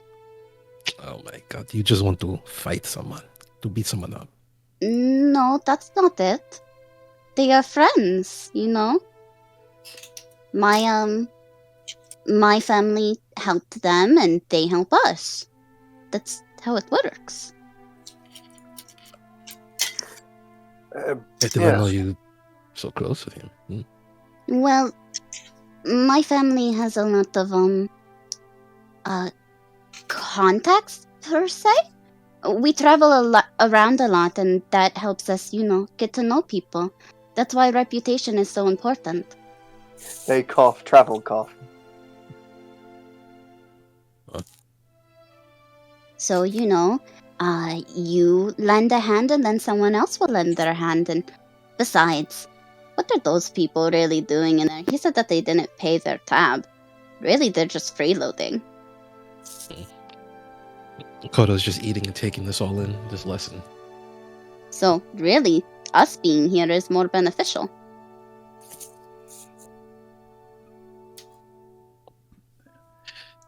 Fair enough. A couple of See, minutes I told later, you start to hear like the sound of like shouting coming from the stairs as you see several individuals. You see it's a bronze scale dragonborn. So like is the first one that gets like thrown out. There's just a lot of insults and such. Does anyone understand Draconic? Nope. Oh. Kindling, you Woo, do. kindling. This bronze dragonborn is swearing up a storm, saying all sorts of things in Draconic. Juicy. Zamran's just not having any of it, and like it's just like roughly like pushing him out. Just saying like, That does not look I like don't care what you scaly bastards sound like. You ain't paid your tab. Get the fuck out. Next one comes down. It's what appears to be a goblin, actually. Oh no. He seems fine. He's just he's just like complaining, speaking in the common language. It's like, yes, well, I for one thought that it wasn't worth it. You want me to pay, you make it worth it. And just again, like this time, it's the patron that he pat on the shoulder. Individual being just broadly built human. And then the final one, actually there is no final one that comes down. Instead it's Zamran who comes down looking rather annoyed. But eventually it's like, Alright, sorry about that. Your rooms are available. Alright, thank you so much. I'm really sorry for the trouble. It's fine. One of them skipped town anyway, it seems. Bastard. Do you know how much they owe? Yeah, a couple of silvers. Here, I'll pay. alright, how much silver do you give? Those people, there's quite a few, I'll just give him, like, gold. There we go. I'll let him know when he's back that now the tab ain't owed to me, it's how much extra he owes you. Pockets the coin. Now this time, I ain't serving him till he has that money on hand. Do you know what he looks like? Yeah, it's a half-orc fella. Completely, like, disheveled. I think he's, I don't know, might be a homeless person or something like that. Really messy clothes and all that shit. Mev thinks for a second. I don't like extorting people who are on hard times. If he comes back, whatever extra, if he needs an extra room, just go ahead and keep it there. Fine. Thank you. But keep in mind, I'm not letting him open another tab. That is fair enough. Good. Well, your rooms are accounted for. Might be a bit messy given the tantrum one or two of them had. But they're serviceable. That is fine. You did something very sweet for us. We don't mind. That's fine. Well, have a good night, all of you. Same to you. Thank you, Zam. Take care. Thank you. Right. So, do you guys do anything before calling it a night? I am going to ask, since we're back in the city, Koto's going to ask Mev for another language arts lesson. Another what lesson? The fucking book. I'm trying to be gracious with it. Oh, I see. You would like to read more of this lovely, lovely book of ours. Lovely story, if I can really. learn some more important words, sure. I was hoping I would dodge it. Oh, you don't have to say anything. Oh, I have to do this because you guys want to know. Yeah. Do it. Okay. So, we'll close it. This is going to be a really way to close out the session, but okay. So, you read the next 2 chapters. The 3rd chapter is basically in regard to Lilith's first, actual time within the material plane, getting adjusted in regards to her first victims. Obviously, because with stuff being PG-13, I'm not going to go into detail, but let's just say there's a lot of sex. There's oodles of sex in both chapters. Mev completely unfazed. Yep. And the 4th chapter ends with Lilith spotting her next victim, which appears to be a drow elf. A drow. Spicy. Under the name of Ithalith. Think of it similar to the name of an illithid, but Ithalith. And how after a full night of what, Lilith finds herself waking up, which is surprising to her, given she normally outlasts it. Meanwhile, Ithalith is perfectly energetic, and it ends with her realizing that she has been outdone by a mere drow elf. When she so much stamina.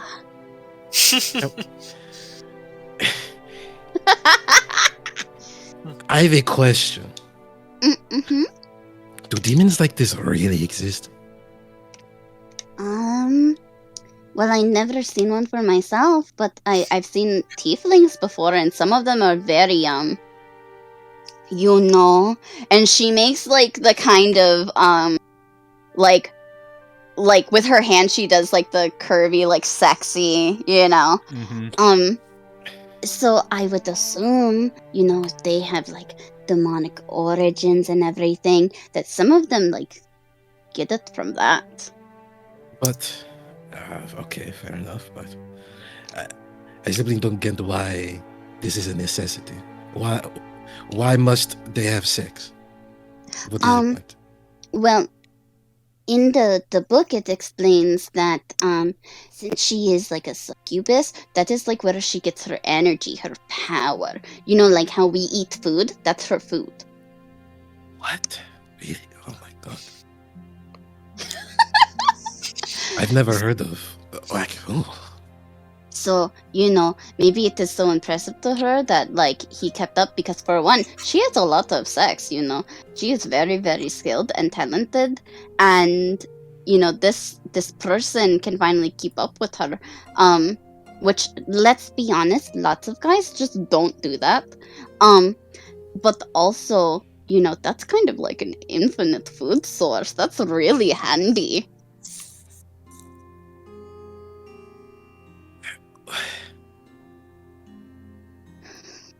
There's a lot here I don't really get, but okay. There is demon, it likes sex, and there is person who conquered demon. Okay. I do not know how or why this drow can conquer the demon. Well, maybe they will explain that later. Oh yes, blessed, and she makes the expanding with her hands. The god of fertility, right? Yeah. Well, I keep thinking Scanlan. Is that the name? Scalan. Scalan, thank you. It is a reference to Scanlan, but yes. Well, maybe he is blessed by Scalan, That is the god of sex and stuff. God of sex? Yes, very popular with, I sailors. refuse to believe this. What do you mean? Is there really a god of sex? Is that real?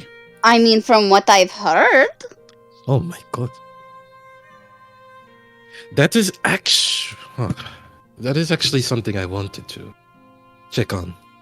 like tomorrow or sometime. I wanted to notice a cathedral. I would like to just take a look at what the Pantheon is. I've never Would I really know if there's a cathedral here? I mean, Uh, there should be, right? You saw one as you saw it as you came Yeah. in. Okay. Yeah. And you would know as well what specific cathedral it is. It is the Church of Callius. Okay. Callius? I don't recognize that name. Callius is the like the golem-like entity that Karmora's hand was formed from. He was the one that banished all the gods during the disbanding of the Alliance before he himself, I remember. Yeah. Vanished. Well, there was a cathedral nearby. It looked like it was to Callius. I know very little about the Pantheon. I would simply just wonder about the breadth of what is really out there. I'm a little skeptical about this god of sex, but I will believe for now. I do not know why it would need to exist. You don't know why it would need to exist? In my culture, it's just sex. You make baby. That is it. You do sex, have baby. This Lilith has not had babies, so I'm like, what is your purpose? Well, I mean, sex isn't just for that. It's like to have fun and then to have a connection with someone. I mean, sometimes people just do one night stands just for like pleasure and stuff. But sometimes it can be something like more intimate, you know? Something deeper. The fucking peanut gallery here. Hey, no, they're having fun. They're having fun as we roll this out. It's very funny. I don't really get it, but okay. It is okay. You know, when you find someone that you want to do that stuff with, you'll understand. Sure. I'd probably just want to make baby, but I don't think I would want to not make baby if I'm having sex. I don't. Mem just takes a deep breath. She is holding back everything. How crowded is the inn at the moment? I would assume you guys are like in your like. Yeah, we're in like a room. Yeah. Oh, okay. I thought you just sat at a table talking about this stuff. You know, I really can't answer that for you. So, yeah, I think we are probably done today. We got through a couple chapters. Fair enough. Thank you for your help. I learned some interesting words. Some others I probably will not use. But you looked less embarrassed this time. If there's anything I learned, if I don't like something, I have to try harder. I might learn something. That's what Mom always said. Especially when she tried to feed me green beans. Like, but then, they weren't too bad. They were okay. Not great, but they were okay. I don't know about all that.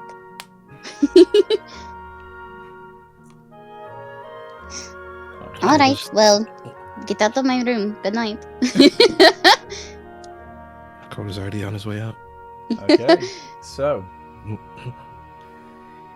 you all finally in the city of Lonarch sleep after the first time in 2 weeks that you have been in one. And that is where we're going to call it for this session. Oop, where did we lose? Anna? We lost Anna, it seems, yeah. Alright. Okay, so I guess we go through the normal stuff. So, Maui. Why am I first, bro? What was your favorite part? Because you're alphabetical, big black calf. I'm about to change my name.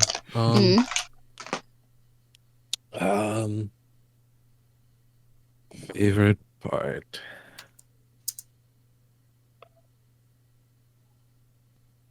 I'm going to just say off the top of my head that I really liked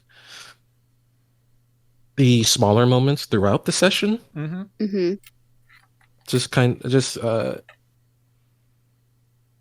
The small interaction between characters. I've really been just watching how people interact.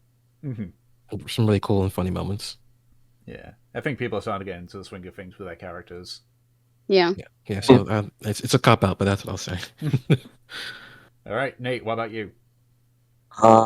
I'd say like Kodo and the Rotten Wolf. Weirdly enough, 'cause I feel like it can set up for more things later on. Oh, I hope it Mm-hmm. does. Yeah, Yeah. it was just an unfortunate low charisma check. Oh yeah. Yeah. We just try again. Mm-hmm. All right, what about you, Dom? I think a lot of the smaller things, but also the naming little part was pretty fun. Oh yeah, that was cool. It was. I had accidentally typed the name as Terraria because I've been playing that a lot with some of my friends. Okay. Yeah, we were going through it's one of my friends has got the game for the first time. We were running through the Calamity mod with it. Yeah. But yeah. All right. Be you next, Ed. Yeah, I think like there was some great like moments of roleplay pretty much all throughout the session. But honestly, everything that happened in like our last morning in Magin, I really liked like the last morning in Magin, that whole scene I really liked as a whole. Mm-hmm. I thought that was a great session. Yep. What about you, Peach? I agree. The last scene in Magin specifically, where we're doing all the names and everything, really showed kind of the personalities of everyone really well. Yeah. I particularly like that Aki is starting to play along with Mev. Yeah. I noticed that, and I was like, "Oh, hey, what's up?"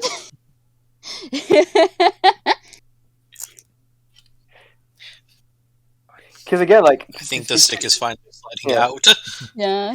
Pretty much. I mean, the whole thing with Aki is like, he really thought he had this like everything figured out, and like he'd like been stuck in his ways for a while and stuff like that. And now he's suddenly thrust into a new world of like everything's new, and he has to kind Mev punched him in the face and was like, "No." all this stuff, and so now he kind of finally accepting with like going with the flow and embracing the new kind of thing. So yeah. Mm-hmm. And so yeah, he's just kind of like just not fighting it anymore. He's just going along with it. I would probably have to go with the last day in Magin as well. Though a side one is probably just the old barracks, like with Zambra, and that's just because like, hey, I can finally do my, I guess, spur of the moment Louisiana accents. Just start breaking into Cajun for some reason. Yeah, that was. I would say that would be my favorite part, with the old barracks being a close second.